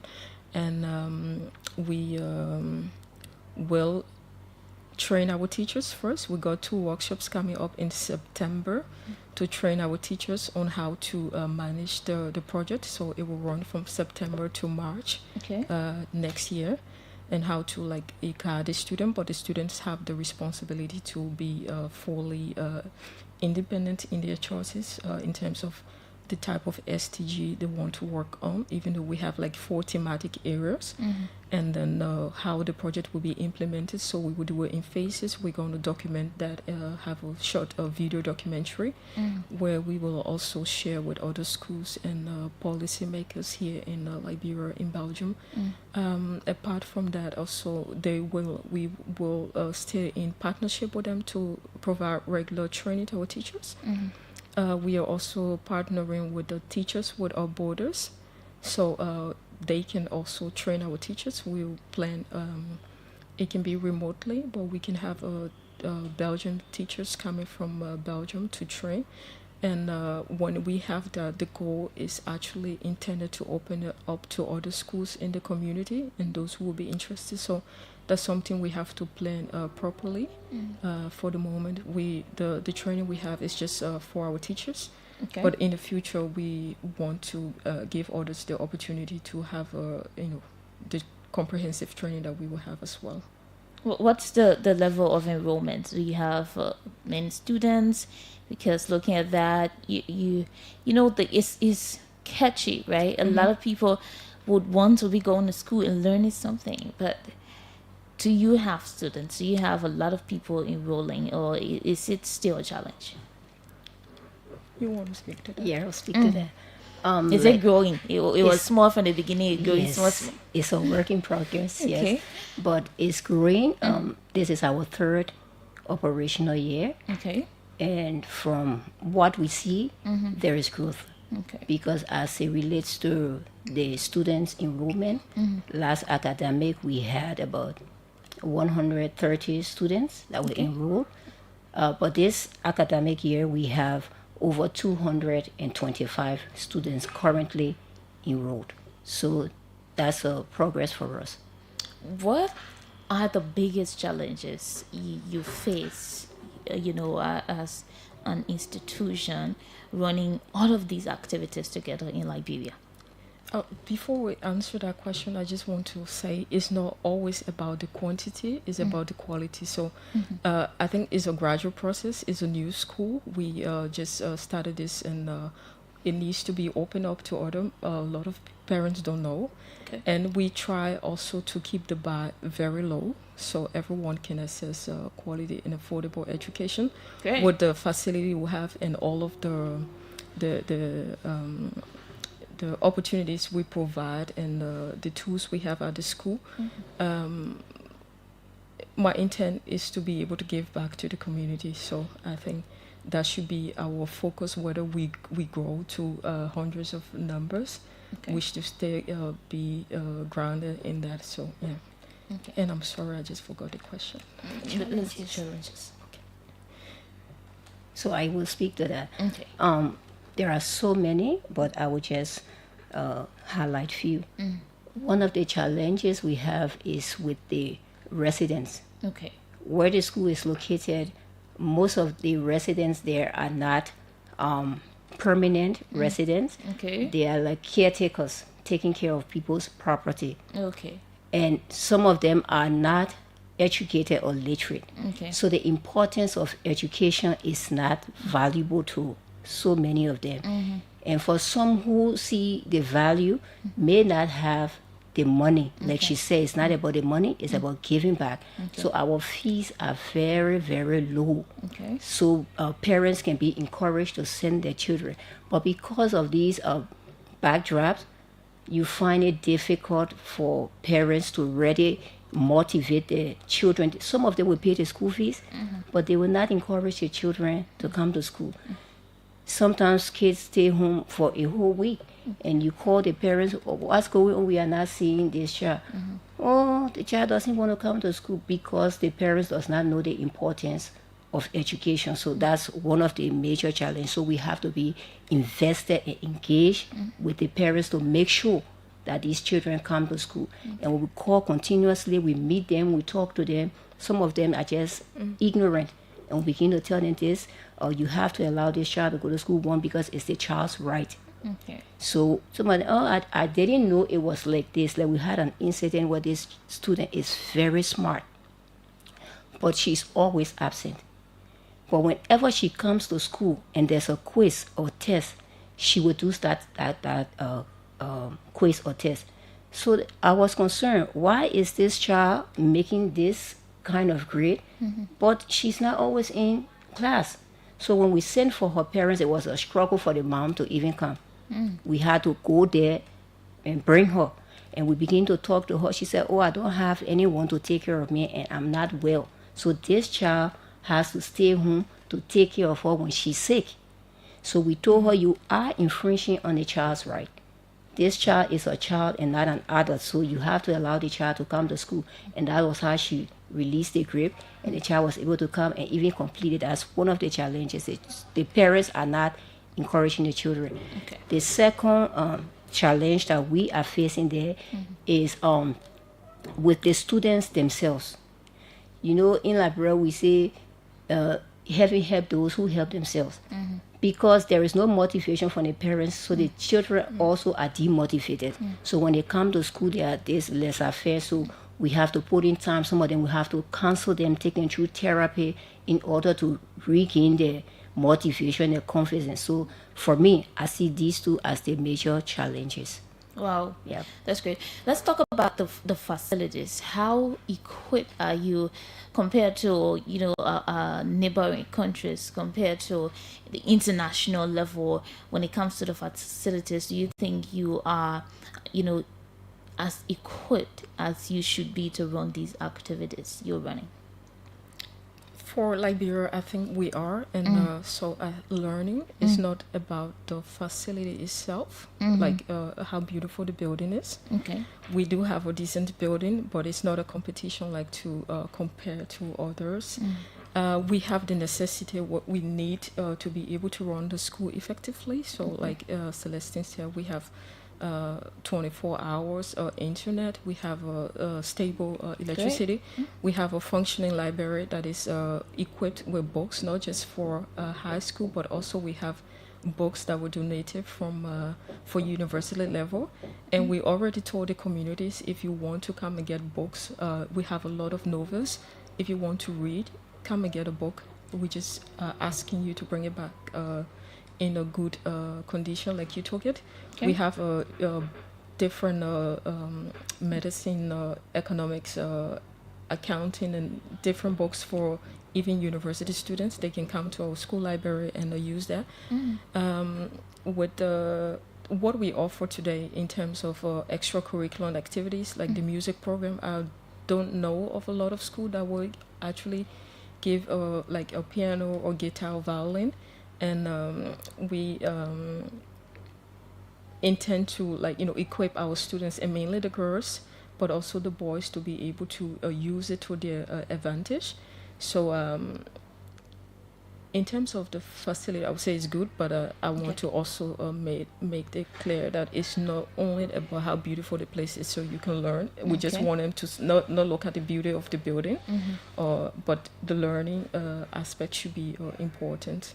Do you see students really showing interest in these things you offer, like music? Do you see students really showing interest, or parents showing interest in these things? I think so, and like Celestine was saying, with the challenge with the parents is a motivational issue. Okay. And I've been here for a week now, and at the school I see the challenges she was talking about. So we, on a regular basis, we have talks with the students to they have to know the value of it, and what they can achieve when they take advantage of it. So the interest is growing, and gradually we want to push them into other areas. So I think the project we intend to do also with where they would exchange with their friends. And one of the major things we are focusing on now is how to be confident and be able to speak, because they will be interacting with their friends from other countries, from Belgium. So we want to show, like, I am a Liberian and I'm proud to be one. I'm educated. So we try to bring out the interest in them. But yeah. Let's talk about the teachers. Are teachers from Liberia, all of them, or do you have teachers who are foreigners teaching your students? We have Liberian teachers today. We provide a necessary workshop. I think Liberia should be built by Liberians. Okay. We are growing school. We will provide the means and the tools for our teacher to be effective. So that's why we partner with other people, like to have international workshops and training for our teachers. And that will be open to the community as we grow gradually. So yeah, for the moment but we have the opportunity in the future to have an exchange program where teachers will come. Teachers could come today, but we are still building, in the process of building like a teacher lodging, so where we can have those teachers coming from Belgium, and then maybe other parts of Europe, who are part of the Teachers Without Borders, to be able to teach at our school, but also to equip our teachers to be able to implement what they leave behind. But we also know that our teachers in Liberia know the Liberian context, so we want to equip them to be able to be effective. Yeah. It is LEAF for short, right? Yes, sure. LEAF for short. In terms of help or let's say whatever needs, do you need anything right now? What kind of help do you need the most right now? We are expanding, so and we have last year we had a scholarship for students. We intend to open that up, so we invite the public. If you want to sponsor a child in school, you can do it, because we see even though the buy is very low, we have a lot of parents who still can afford, and we need to have our population educated, because in the future they will take over. So yes, that's one of it. We are also building our facility, expanding, and we will do different workshops to focus more on the vocational technical aspect of that, the tools, the technical know-how. We are also at the moment in partnership with others, so we always welcome other partnerships here in Liberia. Okay, that's great. It's now 30 minutes past 9 o'clock. We will have to open the phone line so that people can form a part of the program. Maybe let's take a few calls and we can come back to you, and then you can address some of the questions they'll be asking. 0777 700 995, 0555 995 995, 0777 700 995, 0555 995 995. And we have this caller already. Good morning. Good morning. Okay, Adam. Good morning. You're live. Let's hear you. Yeah, this is Samuel Gita calling from Kingston. Go ahead. I'm very happy over the topic. The first one you brought was education. This one is education. But my mom went through what yesterday girl said that some parents, they do not encourage their children. It is true. Let's want some parents discourage their children. Okay. It is the duty of our parents to encourage our children, because everybody wants to learn.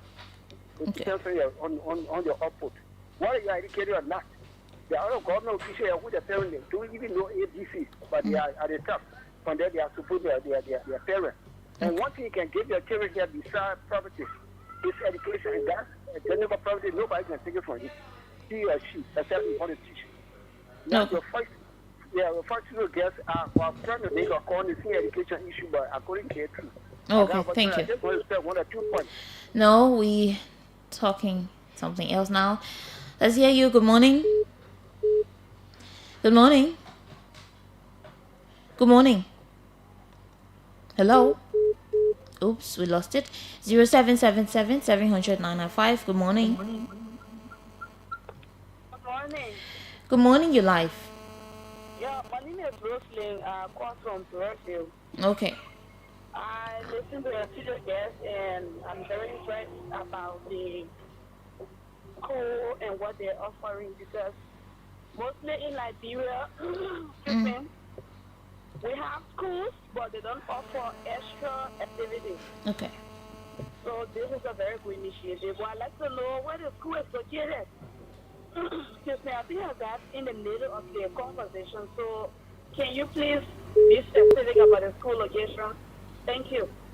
Thank you so much. 0777 700 995, 0555 995 995. We have the scholar. Hello. Good morning. Okay. Good morning, caller. Hello. Okay.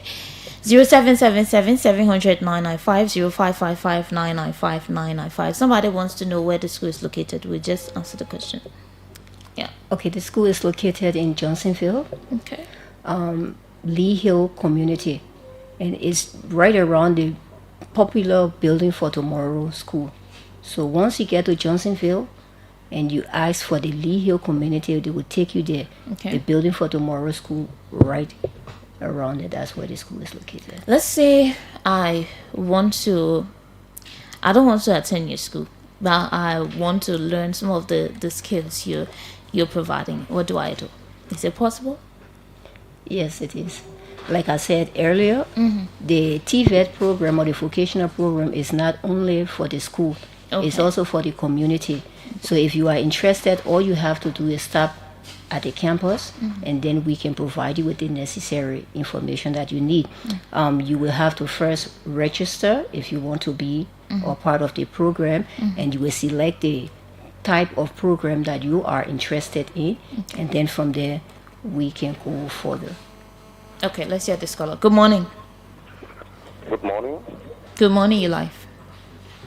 My name is Mustafa B. Kamara, and I do join this conversation from the Character Intellectual Center, CRC. Okay.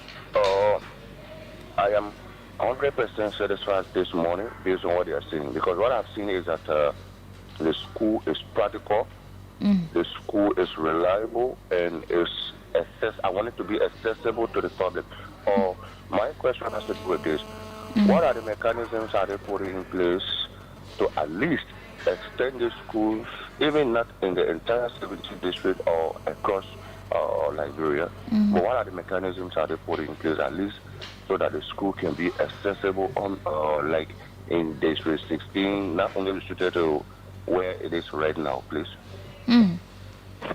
That's more like 0777-700-995, are the numbers to call. So we adjust the concerns as they come.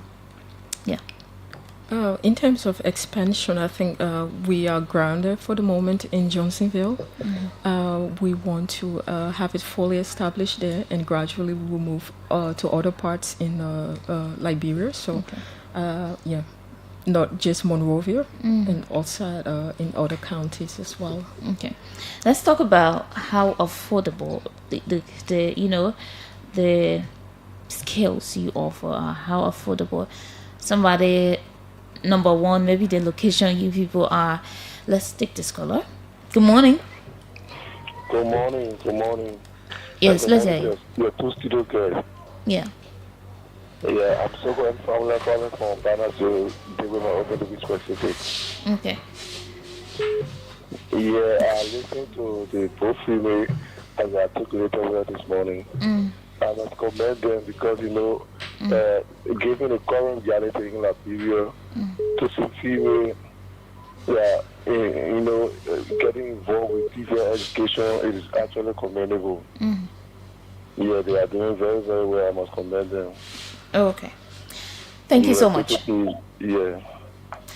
Good morning. Good morning. Good morning. Yes, you live. Let's hear you. Yeah. I'm Myers. Yegisa, I'm calling from basically number 11. That's something I really was wishing for you people to please help me to work. I got a really illness is critical, trying to ask all of the lawmakers not to help. There is no way for her. And the doctor who's supposed to work on her, the doctor said only Monday can get here. After that, will not be in Monrovia or fail Liberia for now. Maybe after 2 months, then it can come. I was at JFK yesterday.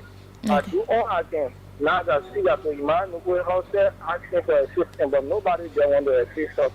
So I want you people to please help us in the process. Okay, so you have to call later after the show.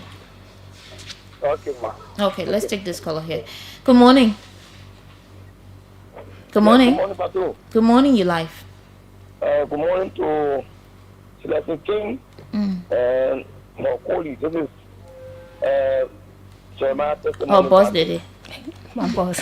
Good morning. And I tell you from the nation's capital. Yeah, I want to say a very big thank you to the two of them. Not their way on the articulation, because I have no lesson for X number of years. An innovative, potential young person. To company with Okoye, it means that because 1 year is better, 2 years better than 1. I meant to say. But education is the bridge to success. When you look at our country, and like John Mahama said once, the number of resources in the country cannot develop. No, but it takes the persons who are trained in those particular areas. So, in my mind, they are very ambitious in education, and the school see the way initiative that we trust. So, you know that they have taken it from the decentralized and localized education. Yeah, because you could not put it right here in Broad Street, but you can take it. I know why it takes or why it took to carry the school as far. So, I want to say 2 more. Keep on doing for a long time, man. Yes. Thank you. Long Okay. time. Great to Okay. hear you. You won't connect on our show. 0777-700-995, I was talking about the affordability. I don't know if somebody asked any other question like you were addressing. What I was talking about the affordability, how affordable are the the skills you offer. Somebody moving from here, somebody would be leaving from the center of the city and going to Johnsonville.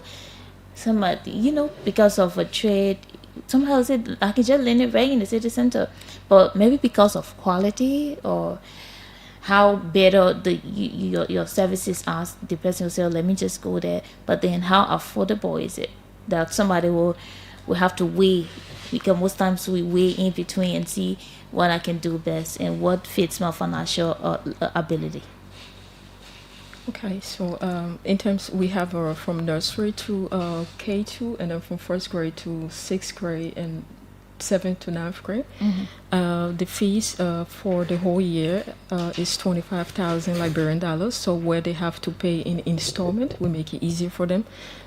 So they 4 installments, and that covers all the academic part of it, the extracurricular activities. So they're not paying anything for extra computer classes or music.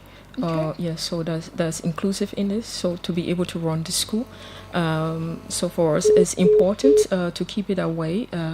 So at least everyone can have access to it. So and the vacation school we run also this coming vacation from the 28th to the 28th of July to the 28th of August. Per student is 1,500 Liberian dollars, just to keep our students busy and brush them up for the next school year. So is it just for your students? Sorry? Is it just for your No, students? it's open to other students from other schools. So it's a vacation school. If you want your children to be in a safe space, this in a fence building facility, so they can have a brush up for the next school year. They do other activities with them. So yeah. How do you ensure security of your students? Well, this is one of the things that I'm proud of. Lee Foundation is an international school, so we try at most to raise the standard. Okay. We have digital security system like the CCTV that is fully monitored 24/7. We have it all over the campus. We also have security personnel, both daytime and at night. And with the electricity and everything, we are in a gated yard. We have a fence, high fence, and it's all the gates always closed. So you only enter by permission. So it's very, very safe. Okay. Your children are safe there, very safe.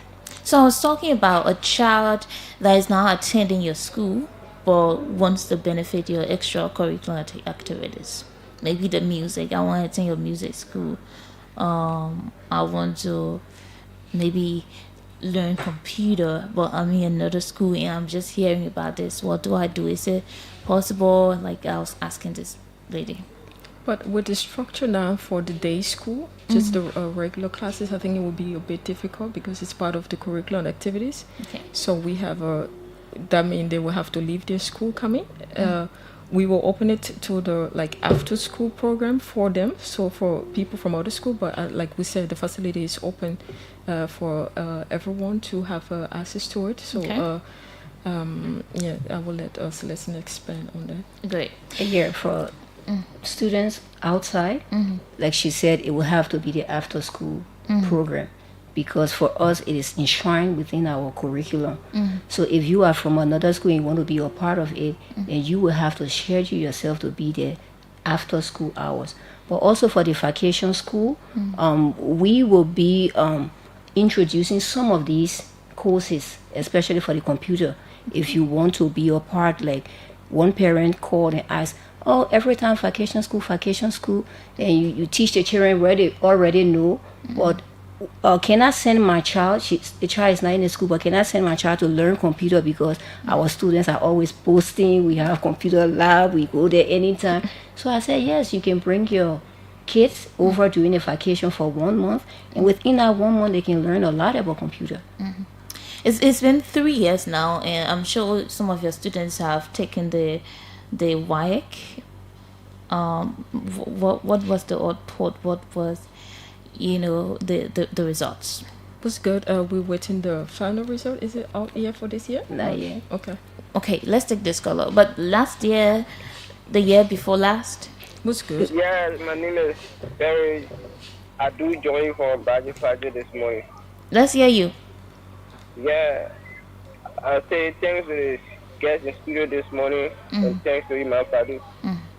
Give me this chance.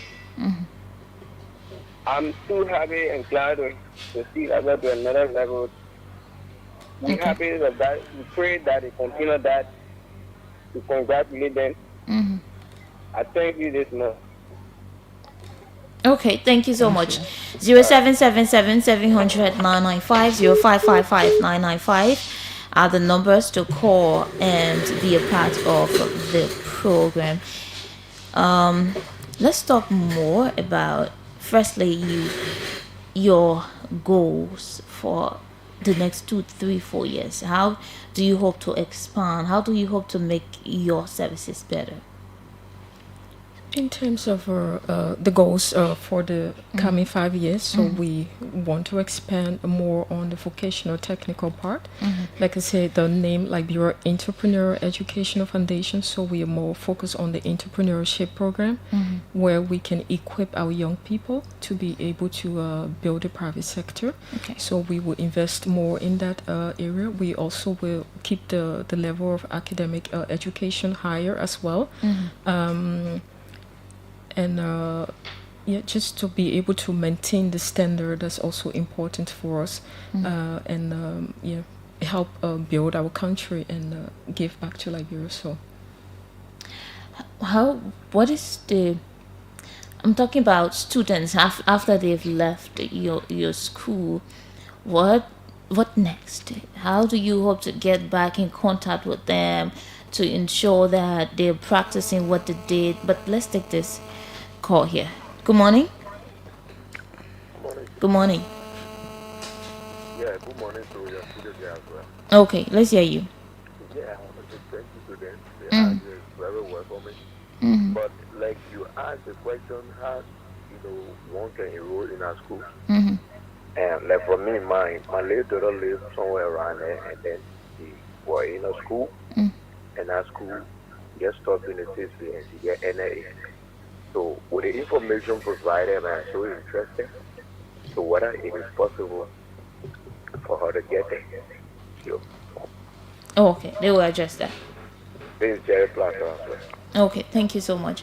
So enrollment, but before that I was asking, what happens after school? What happened to them? What's next? I will tell you a little story before I answer your question. So my interest in education, why I started Liberia Entrepreneur Education Foundation. Okay. I went to school in Liberia, and through the broken system we have here, but it was there are some teachers who instill a quality education in us, given the environment we had. Like, you don't have like the tools in schools. Like, you were talking about biology, chemistry, and you can't even see the stuff you were talking about.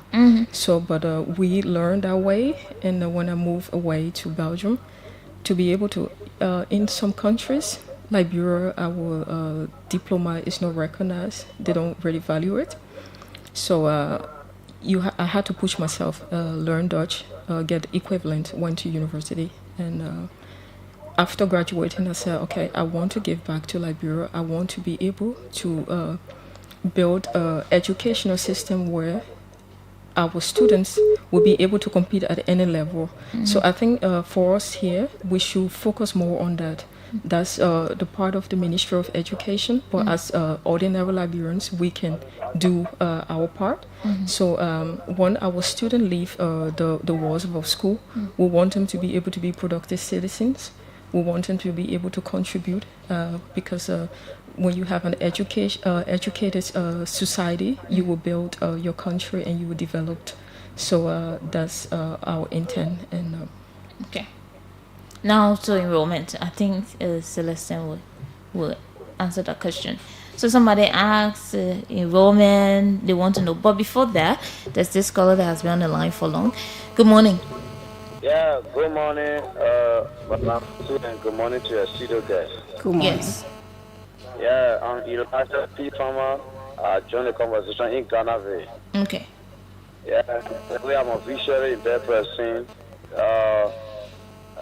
Let me say thanks to your studio girl this morning. Hello? You live. Go ahead. Yeah, let me say thanks to your studio girl this morning. I listened to them and they spoke very well. But my question to them is where is the location of the school? Number one. Number two, some of us, we are visually impaired people, but our priority around our children, for our children to go to school. And I'm interested in the computer school. Now I have my two children. I really want for you to attend in sorts of school where they will get computer knowledge. So, also I appeal to them that I want to my children there, so also help them when it comes to scholarship, because I'm a visually impaired person. Okay. But my main target is that my children might go to school and learn. So I appeal to them. I want to look at the school, then I can find time and visit them. Okay. All right. So 2 questions now: enrollment and location. So let me just reiterate. The location of this school is in the Johnsonville Township. Okay.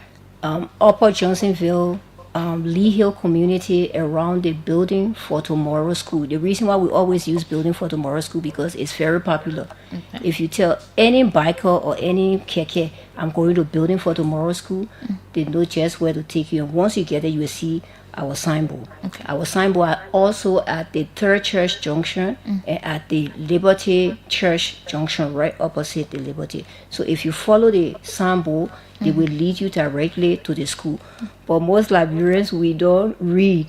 So for people who will not take advantage of the signboard, just say Building for Tomorrow Community, you will see the school right there.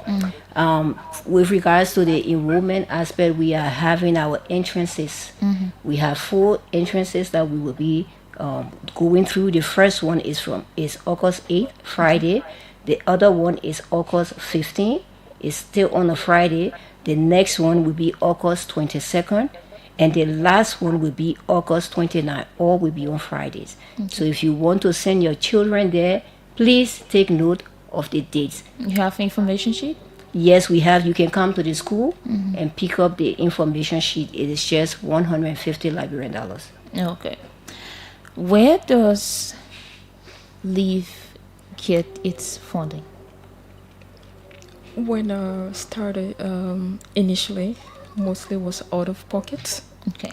So it was a challenge. But when you set your mind to something, you have to be motivated to be able to do that. So, and it's most people will come in only when they see like you are up to something and you have something to show for it. So we managed to get to where we are today, basically out of pockets, and gradually people are coming along in partnership. Okay. 0777-700-995-0555-995-995 are the numbers to call and be a part of the program. We're left with 9 minutes to go, and call us and be a part. 0777-700-995-0555-995-995. How different is the education system here compared to the one you saw outside of Liberia and Belgium? Completely different. So there is no comparison there. And first of all, when you run a school and you like tell people that you will run it on the low cost tuition fees, it's quite surprising to them, because in other countries it's the government responsibility for good quality education and healthcare, so that should be accessible and affordable. But because we want to run the institution effectively, we cannot do it like free of charge. That's why the buy is very low. but in terms of the standard also is quite different. But that doesn't mean Liberia cannot rise to the challenge. So that's why we try at our institution to build a quality standard. So when we have our students going out there, they can be able to compete with other people. We just need to put more time and effort in that. It's a collective effort. The government can do their part, but ordinary Liberians can play their part in it as well, because I think a lot of us are out there. We see what good things that we enjoy, and I think we bring it back home and implement it. Okay. To be. I don't know if you followed the conversation before you enter here. There was the thing we were discussing about students in rural Liberia specifically, but this is not just Grand Cape Mount. This is an issue that cut across almost all around the country, where students cannot afford to go to school because there are no teachers, at the public institutions, or there are no chairs, or there's just one teacher teaching 5, 6, 7, 8 classes, and the teachers, get exhausted. What does this mean for you as somebody who believes in education? What do you think the problem is? I think it's one setting of priorities, the allocation of resources. Okay, and you'll continue, but let's hear this question. Good morning. Good morning. Good morning, my dear sister. Let's hear you. I just want to commend your guest this morning. But I have a question. Do the school have science lab? Okay. That is my question. Okay, thank you. That's the question. It's back to you. Yeah, so we have a basic for the moment, but we are expanding building, and we have a dedicated. So we have microscope, we have all the things they would need for the science courses, scalintrons to look at the brain, the body parts, and all of that is accessible for our students, and they can do like a basic science experiment. We have like a pre-made petri dish where you put it under the microscope and you can visualize a different thing, not just teacher drawing it on the board. Okay. But we are building, and we will have a dedicated space for that, just with all of the equipment in it. Okay. Now to the question. Okay, so I've said it's priorities, it's resources. I think we have a challenge in the country at the moment, but we should be able to invest in our people, because if we don't, we have a uneducated society, we will never build. We can have some changes today, but then how would it be sustained for the long term? It breaks my heart to see that people will not have access to quality education, whereby, like Celestine said, is a human right. And there are no teachers. Sometimes we see some school buildings where there were no chairs and no people sitting on the floor. Teachers don't come because they don't get paid.